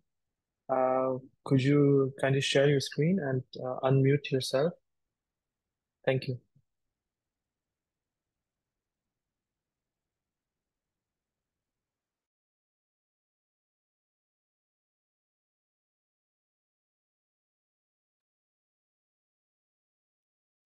Yes, can you hear me now? Yes, perfect. Perfect. And do you see a full screen or? Just we're seeing not the full screen mode yet. Okay, okay. Now it's visible. Thank you. Excellent. First of all, thank you for giving me the opportunity to present. This was actually a bit last moment idea, but I thought it's a good idea to present what are the stuff that we have been working with and what are the possibilities that we can explore in the future. So I'm Vikram Goyal. I'm from the Antarctic Cryospheric Group at the National Center for Polar and Ocean Research in Goa, India. And today I'm going to share our expertise in the field-based glaciological investigations of the coastal Antarctica. And to those who are not familiar, we'll just quickly look at why exactly we are looking into this region. Is this as per the recent IPCC report, you can see that the large amount of uncertainty in global sea level rise projection, a large part of it, you can say, comes from Antarctica. And this is because there are many processes that are still not very well understood. And then why the coastal Antarctica? Basically, because in Antarctica, the ice, all the mass loss happens at the coast. So ice from the Antarctic plateau travels towards the coast, and that is where all the mass loss happens by the means of either warm water melting the ice shelves from underneath or calving happening. And this is a very complex region. So typically this region is something like this. So this is a cross-sectional view of this region, and you will see that this is the Antarctic ice sheet. The ice is coming and it starts to get afloat. And this is the region known as ice shelf. And this ice shelf buttress the upstream ice, and the stability of the ice shelf is very important. So because if the ice shelf is lost, it can lead to increase in the mass flux from the Antarctic ice sheet. And these ice shelves can get stuck at these highs in the ground, known as ice rises, so which can store past climatological information, which we have been working with. So this is the region we are been mostly focusing on over the past couple of decades. And I'll just give you a quick overview of the type of studies we have been working with. So these are the two major projects that we work with. So one of them was already talked about in the beginning, MAD ICE, where we collaborated with Norway, and we did thorough investigation of the mass balance and dynamics of this ice shelf called Neilson ice shelf, and which is close to the Maitri station the Indian station. And so we studied the mass balance changes. So basically how much accumulation is happening over this region, how thick the ice is, and also investigated the surface mass balance. So how much accumulation is happening presently and over the past. There were also several ice cores taken which were investigated. And for our currently ongoing project is a collaboration, bilateral collaboration between India, Norway, and UK. And we plan to drill a deep ice core from one of these ice rises. So we went there and actually did a detailed field survey, and now we have identified a site to get the ice core. So that is our future project, or ongoing project. And we are still very much interested in this region. There are many aspects that are still not very well understood, and that is where we would like to continue.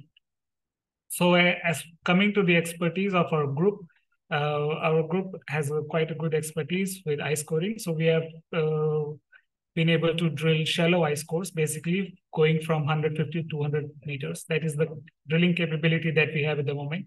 In terms of processing, we have the ice core facility at NCPOR, where we have the basic instrumentation for ice core cutting, doing visual stratigraphy analysis to complement the ion chromatograph, HRICPMS, and isotope analysis, which are more typical. These are just few examples of the ongoing work. And so the ice cores have been used to date and get the chronology for temperature reconstruction and alternate validation with the visual stratigraphy. So in terms of my expertise, so I'm more of a glaciologist, field-based glaciologist, and more inclined towards geophysics. So we have been working with Norway, and we have basically acquired these instruments as well. So now we have the in-house expertise to collect these ground-based measurements. So we have deep sounding radar instruments, which can measure the thickness of the ice as well as map the internal stratigraphy. We also have GNSS to measure the ice flow and other sensitivities over on the ice surface. We also have shallow sounding radar to map the firn stratigraphy on the to 10 to 40 meters of thickness. And of course, we have the coring for basically both firn coring and shallow coring up to 200 meters. And these are some of the examples of the work that we have been doing. So this was a very good example where we do a shallow radar profiling from between two ice rises going across the ice shelf, and we were able to map how the accumulation pattern has been changing over the ice shelf. And this was done basically because we also collected two ice cores. So this is how the team collaborated, and the ice cores were used to date these internal layers that we see in the radar. And with that is how we were able to get the accumulation of this region. And then we actually tried to compare it with regional climate models and see how well the regional climate model is able to do. So that is basically our interest in trying to validate and figure out how good the models, or how can we improve the models based on field measurements. Similarly, we have been working with deep sounding radars to map the internal stratigraphy of these ice rises and basically determine how thick they are, so figure out their bathymetry, but as well as understand how stable they have been in the past. And the next questions that we want to explore is how stable is this ice shelf? So this ice shelf, one of the particular ice shelf close to Nevelisen, is subject to a lot of surface melting, periodic surface melting.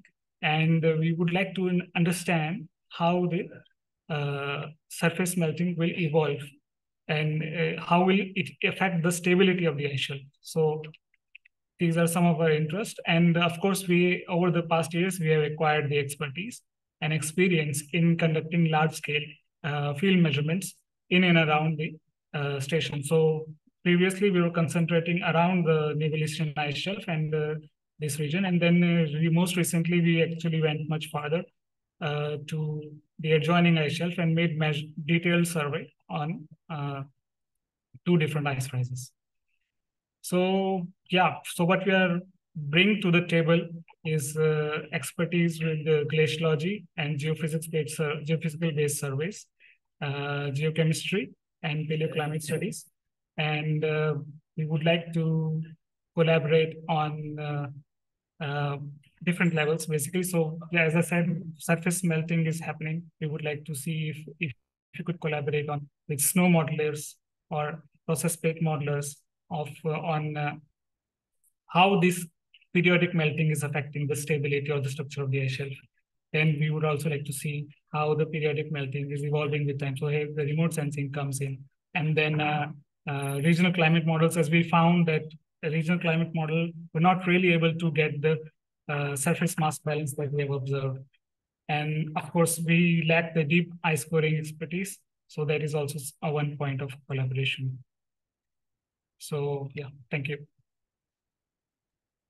Thank you so much, Dr. Vikram Goel. And we invite next Dr. Brahma Dut Vishwakarma from the ISC Bangalore, who would also like to make a presentation today. Dr. Brahma, hi, welcome, good afternoon.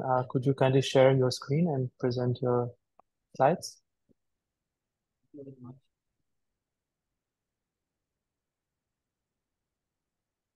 Your slide and now full screen. Yeah, screen is visible. Yes, please go ahead. Thank you very much. So yeah, first of all, greetings from ISC Bangalore. My name is Brahma Dut Vishwakarma. I am at ISC Bangalore, and this is just a flash presentation on what we are doing. Like Jonathan mentioned, I'm in constant touch with him, and we are working on various aspects of ice as well. So we have a group here called Geodesy for Earth System Science. And like, I'm more of a geodesist by training. So glaciers and ice sheets are new for me.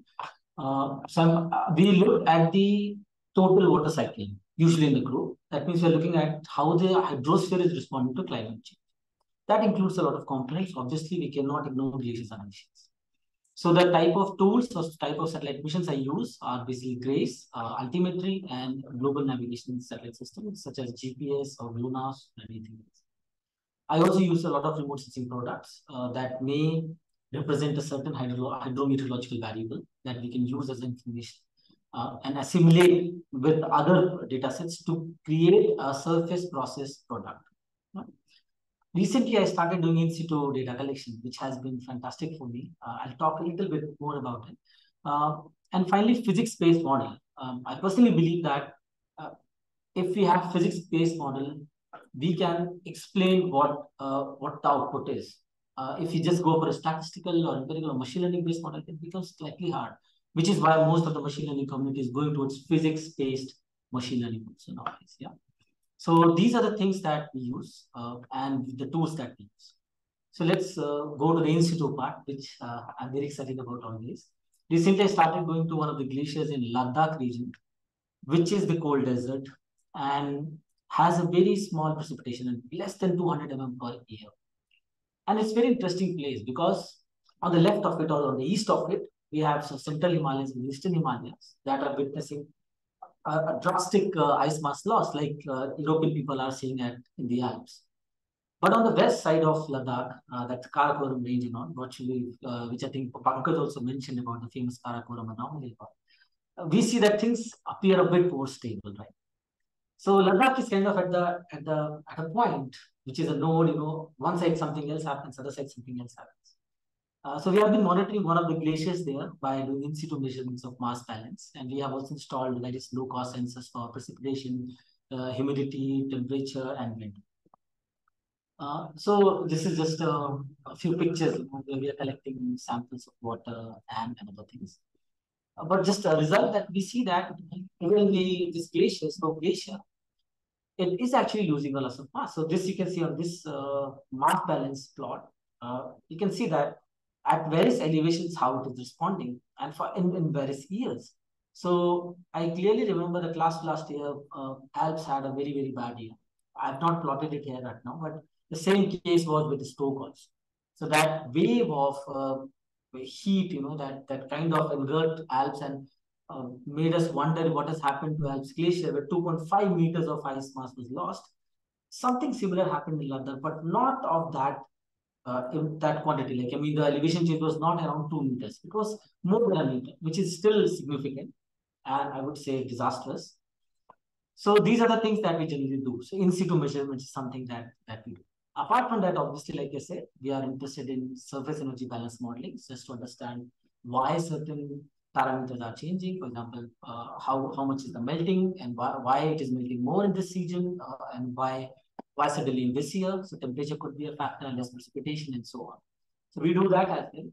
Plus, we also do some machine learning. So we tried machine learning on I think 18 glaciers in the Himalayan range, for which we could have satisfactory surface mass balance estimates using satellites, using geodetic techniques. So basically DM differencing. Yeah? And these are the results. So it's a mixed bag of results. You know, for certain glaciers, we found very good result that, okay, machine learning was doing a great job. 80% of the time series was used for training, 20% for testing in that sense. But for certain algorithms, you know, it was great. For certain, it wasn't. And it still, I think we are trying to figure out why. So what I'm showing you on the screen is only the various methods. Yeah. But if you, we can also break this down into different glaciers, you know, different regions performing differently. So that's an interesting question to think about. Okay, so I will not go into much of detail into glaciology, and I'll come to my core expertise, where I'm expert in processing GRACE data and using it for Earth systems. And as you know, GRACE data is coarse, so many people refrain from using it for glaciology. But I have a counter proposal that if you do data assimilation, or if you downscale GRACE properly, you can actually estimate what would be the mass change at smaller or a finer spatial scale. For example, we did something for hydrology. We haven't tried it for glaciology. And in these plots, we can see the coarse GRACE resolution on the top left here. And bottom left, you can see the downscaled version. A zoomed into version over Amazon can be seen in the on the right-hand side figure. So we can see river channels and so on. So the top panel of the right-hand side figure is the original GRACE product. The middle row is downscale product, and the third is the model, one of the models, you know, that you may get, that you use for training. And we can see we are not reproducing model. It is very different. So it was a data-driven attempt of downscaling GRACE. We got some excellent results. But this model, the training part, did not include glaciers. So I was wondering what happens if we put a model that actually takes into account glacial mass balance. Can we have a GRACE-based assimilated product that actually is able to provide some information on the regional glacial mass balance? I would not say individual glaciers, but maybe, you know, you can take like, you know, parts of Central Himalayas with some high resolution and so on. So just a brief overview of what I'm interested in. This is not an exhaustive list. I'm interested in probably more than the other 4 things I'm going to show. But the first thing is that can we assimilate, like I said. So assimilation, including more remote sensing products, and generating ice mass change products that are of wider use to the community. First thing. Second, AI/ML tools. We know that they have been used a lot nowadays. But let's see what physics do they do. Can we do a physics based? Can we try to understand what future holds for us in terms of ice mass balance? Then comes the understanding differences in mass change trends for the Alps and various parts of the Himalayan regions. Like I said, a disastrous heat wave comes in Europe, and 2.5 meters of glacial mass change happens in some glaciers of Alps. Nothing like that happens in India, while there was a heat wave in India as well. And probably we have heat waves every summer here in the foothills of Himalayas. One of the cities called Chandigarh, which used to have very pleasant temperature, is very, very hot nowadays. So we want to understand what's happening. So maybe a surface energy balance modeling or physics-based modeling. Can we try to understand how these two regions, inland regions, continental regions with a lot of ice, how are they responding to the ongoing climate change? That could be a potential, I think, interesting topic. And finally, my main motive, to be honest, is using geodetic data for monitoring the price. So if I can contribute to that aspect in any way, I'll always be happy. So these are some of the potential topics, but I'm really not limited. I'm more open to having a frank discussion, even exchanging of ideas, and let's see what we can do together. On top of that, finally, I'd like to conclude that please get in touch with me at this email ID, brahma@isc.ac.in. These slides will be available with you. And like I said, I'm already working with Jonathan Bamber, but we are always looking for more partners. If you think that there is something that you are planning to propose, and me and Jonathan can be a part of it, or I can be a part of it, or whatever permutation combination, please get in touch. And if you think that one of these topics are a potential, they are interesting topics for you as well, please get in touch. Thanks a lot for your time. Thank you so much, Dr. Brahma. And we have one more speaker, and that's Assistant Professor Chandan Sharangi from IIT Madras. Good afternoon, sir. Thank you so much. Do you have a presentation? Yes. Okay, could you kindly share your screen and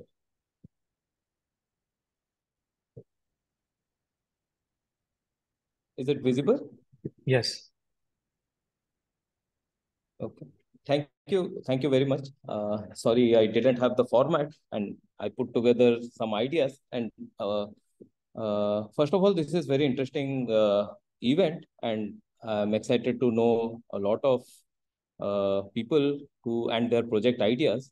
I'm Chandan Sarangi from IIT Madras, and what I'm trying to do here is put forth some ideas which I am just presenting it, but it is an outcome of a lot of discussions between a few scientists in India with whom we are working as a consortium since last 3 years. And we were trying to put together a good proposal. I think this Horizon call is a good platform to discuss this, and might seem that it might fit with bigger goals and can help us achieve more. That's the whole motivation. I have 2 to 3 slides to describe broad expertise we are looking through our approach, and a few important questions that we are looking at. We totally understand that climate change is here. We have very good understanding of temperature changes. Largely, the uncertainties are less, but obviously the water cycle and energy budget at surface or lat atmosphere coupling is of great, is still very uncertain. So what we are actually thinking aloud is that we should have a more dense observation network in a glaciated catchment with in-situ observations for 3 to 4 years, which can be used to improve remote sensing observations of the cryospheric products. And both of them will help into high-resolution numerical simulations via improving our models. An improved regional scale model, which has atmosphere-land coupling in a better way, can help us and enhance the fundamental understanding of atmosphere, snow, ice, hydrology coupling. At the same time, they can also, we will be way more confident about the regional climate simulations and projections if we have basically the modeling at such catchment scales, getting it correct. Eventually, this understanding will lead to the understanding of extreme events that are happening, developing climate change adaptations, and resilient building. So this being the framework, this is outcome of some discussions, coordinated discussions with team from either Pune, IIT Roorkee, IIT Kharagpur, IIT Madras. We are also collaborating with FMI and CSI Finland. And among us, we have expertise of field scientists and modelers, atmospheric and aerosol modelers, climate scientists, and land atmosphere interactions. We also have remote sensing experts, and we are also looking at making low-cost instrumentations, which will help getting the monitoring part achieved in the long term. Now, coming to the science problem, which we are looking at for, let's say, at a catchment scale, as I explained, climate is changing. We should have better control or close the water cycle loop.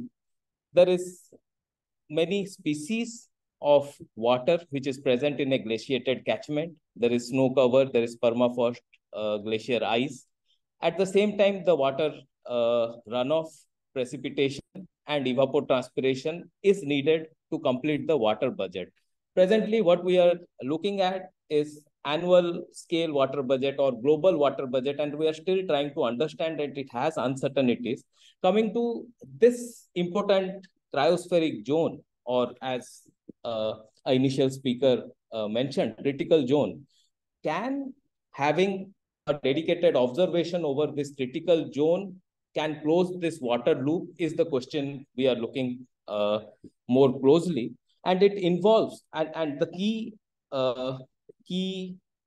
questions, to put it in terms of questions, are: is the regional water cycle and the energy budget well known? How, and obviously they will be changing. Do we know how they will be changing under warmer climate?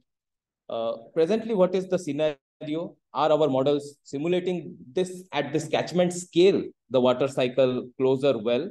And eventually, can and should the improvements in our understanding of atmosphere, snow, ice, hydrology coupling help us better simulate the extreme events which are rising at this regional scale over India that we are seeing?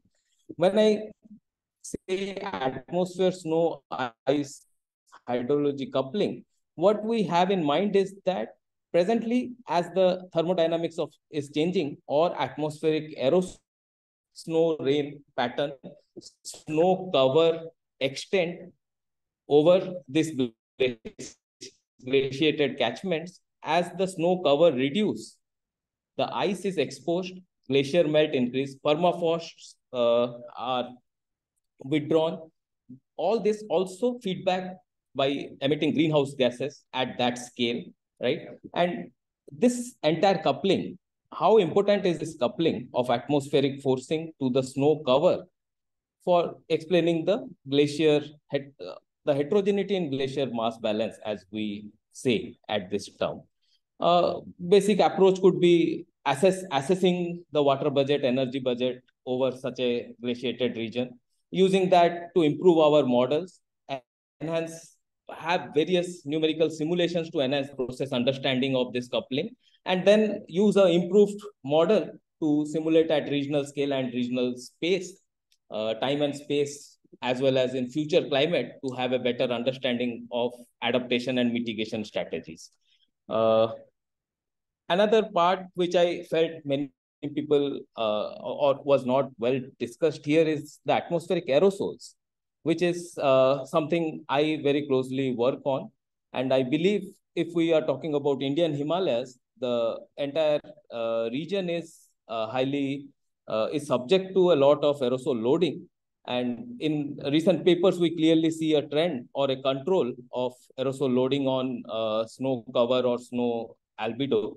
And if we are talking or trying to understand the water budget in this scenario in Western Himalayas, including aerosols in our atmospheric model and seeing a coupling, direct coupling between the land atmosphere, when I say land, the snow packs atmosphere, and if we can have a static energy, a static glacier mass in our land surface model, seeing how these particles also affect the changes is something of quite interest and very specific maybe to this subtropical glaciers, which might not be that much affecting, although there is a lot of studies over Arctic also, which shows that particles can affect the snow cover and hence the ice melt.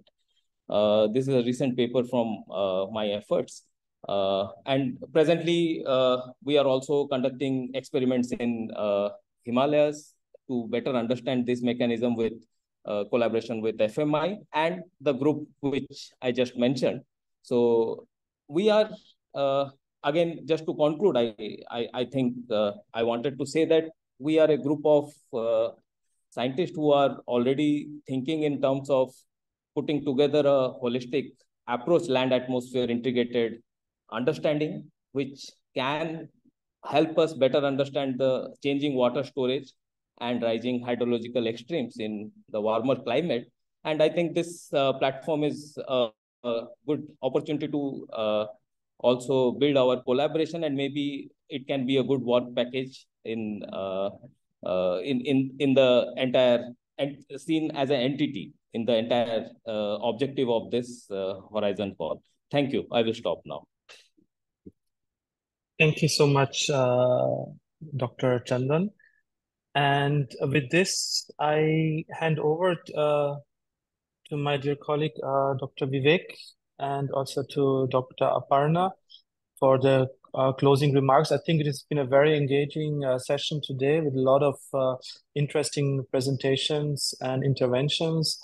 And so kindly asking Dr. Vivek and Dr. Aparna to close now this webinar with the final words. If there are any questions, quick questions, they can ask, please. Yeah, we can see some raised hands.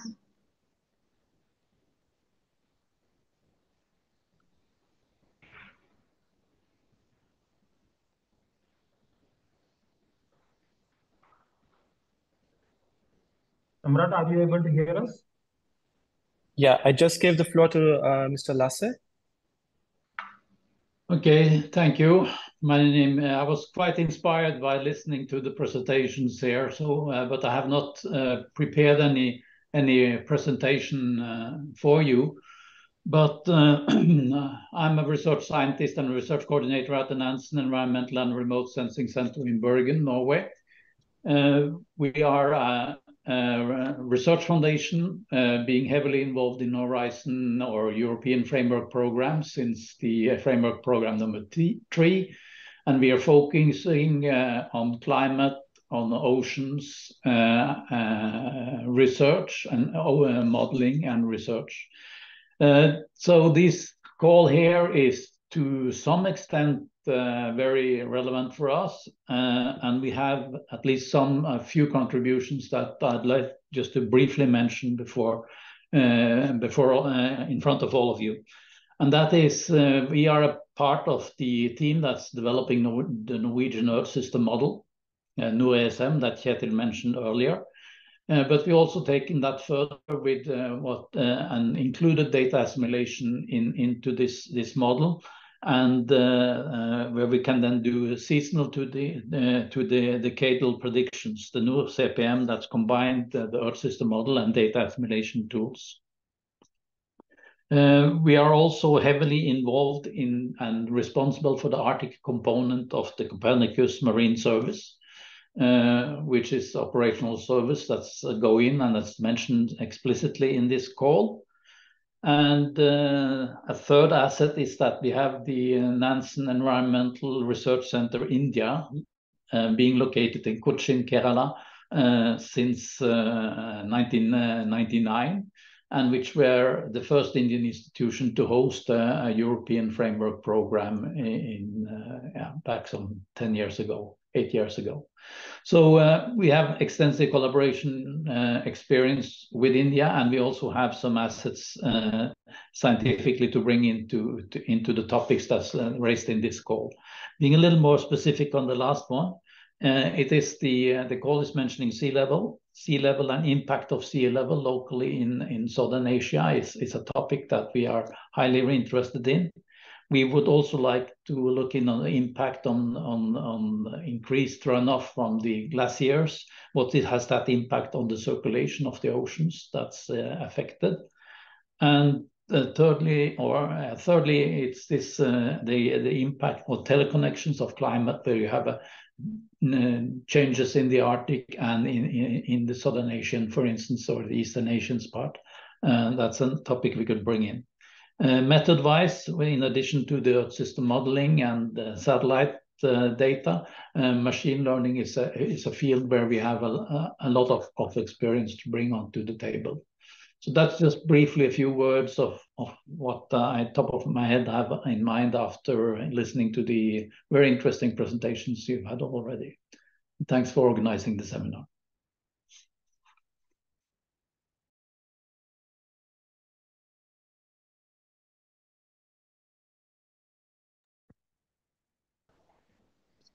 Samrat? Yes, Vivek. Yeah, I don't see any more questions or any interventions. So over to you. Yeah, Dr. Aparna. Yes, thank you, Dr. Vivek. Thanks, Dr. Samrat. So with this, we come to the end of this event, and I think by and far this has been a very successful event, and I can see a very active chat section wherein there have been a lot of like messages about their like whatever one they want to work on and everything. So I think after this, a lot of interconnections may happen.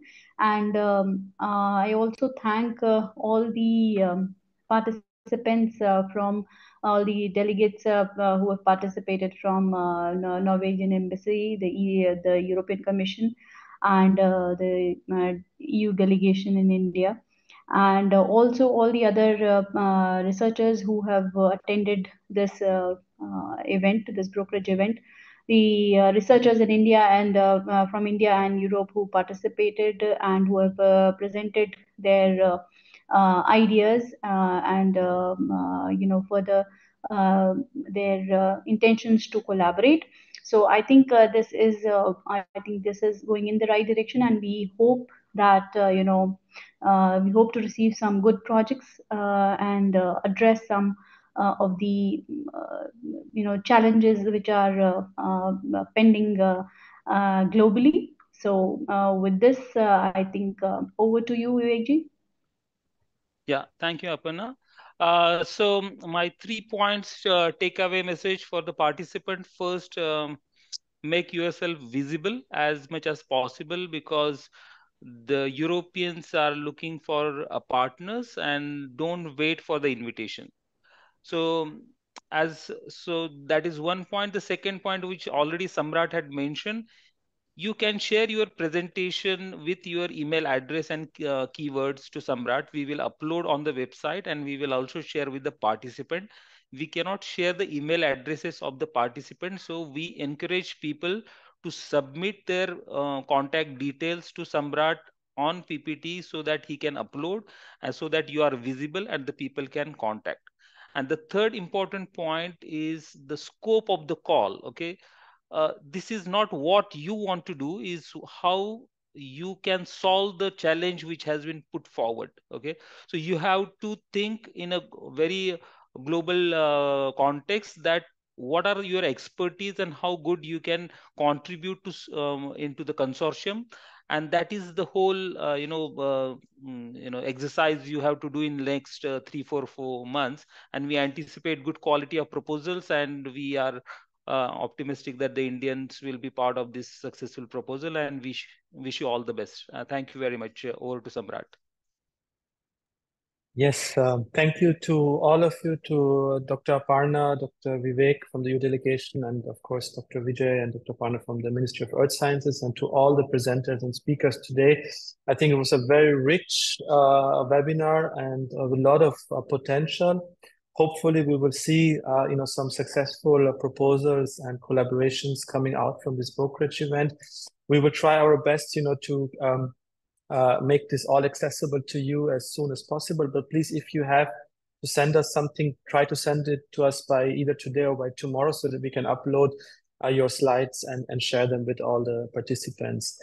With this, I think we are 4:30 here in India, perfect on time. I think that makes Dr. Vivek very happy that we are concluding on time, and we are wishing you all a successful collaborations, and looking forward to hearing from you. And yeah, as Dr. Vivek said, we have also other brokerage events coming up next week on health and AI. So if you have colleagues in this research area who would be interested to join, please spread the word.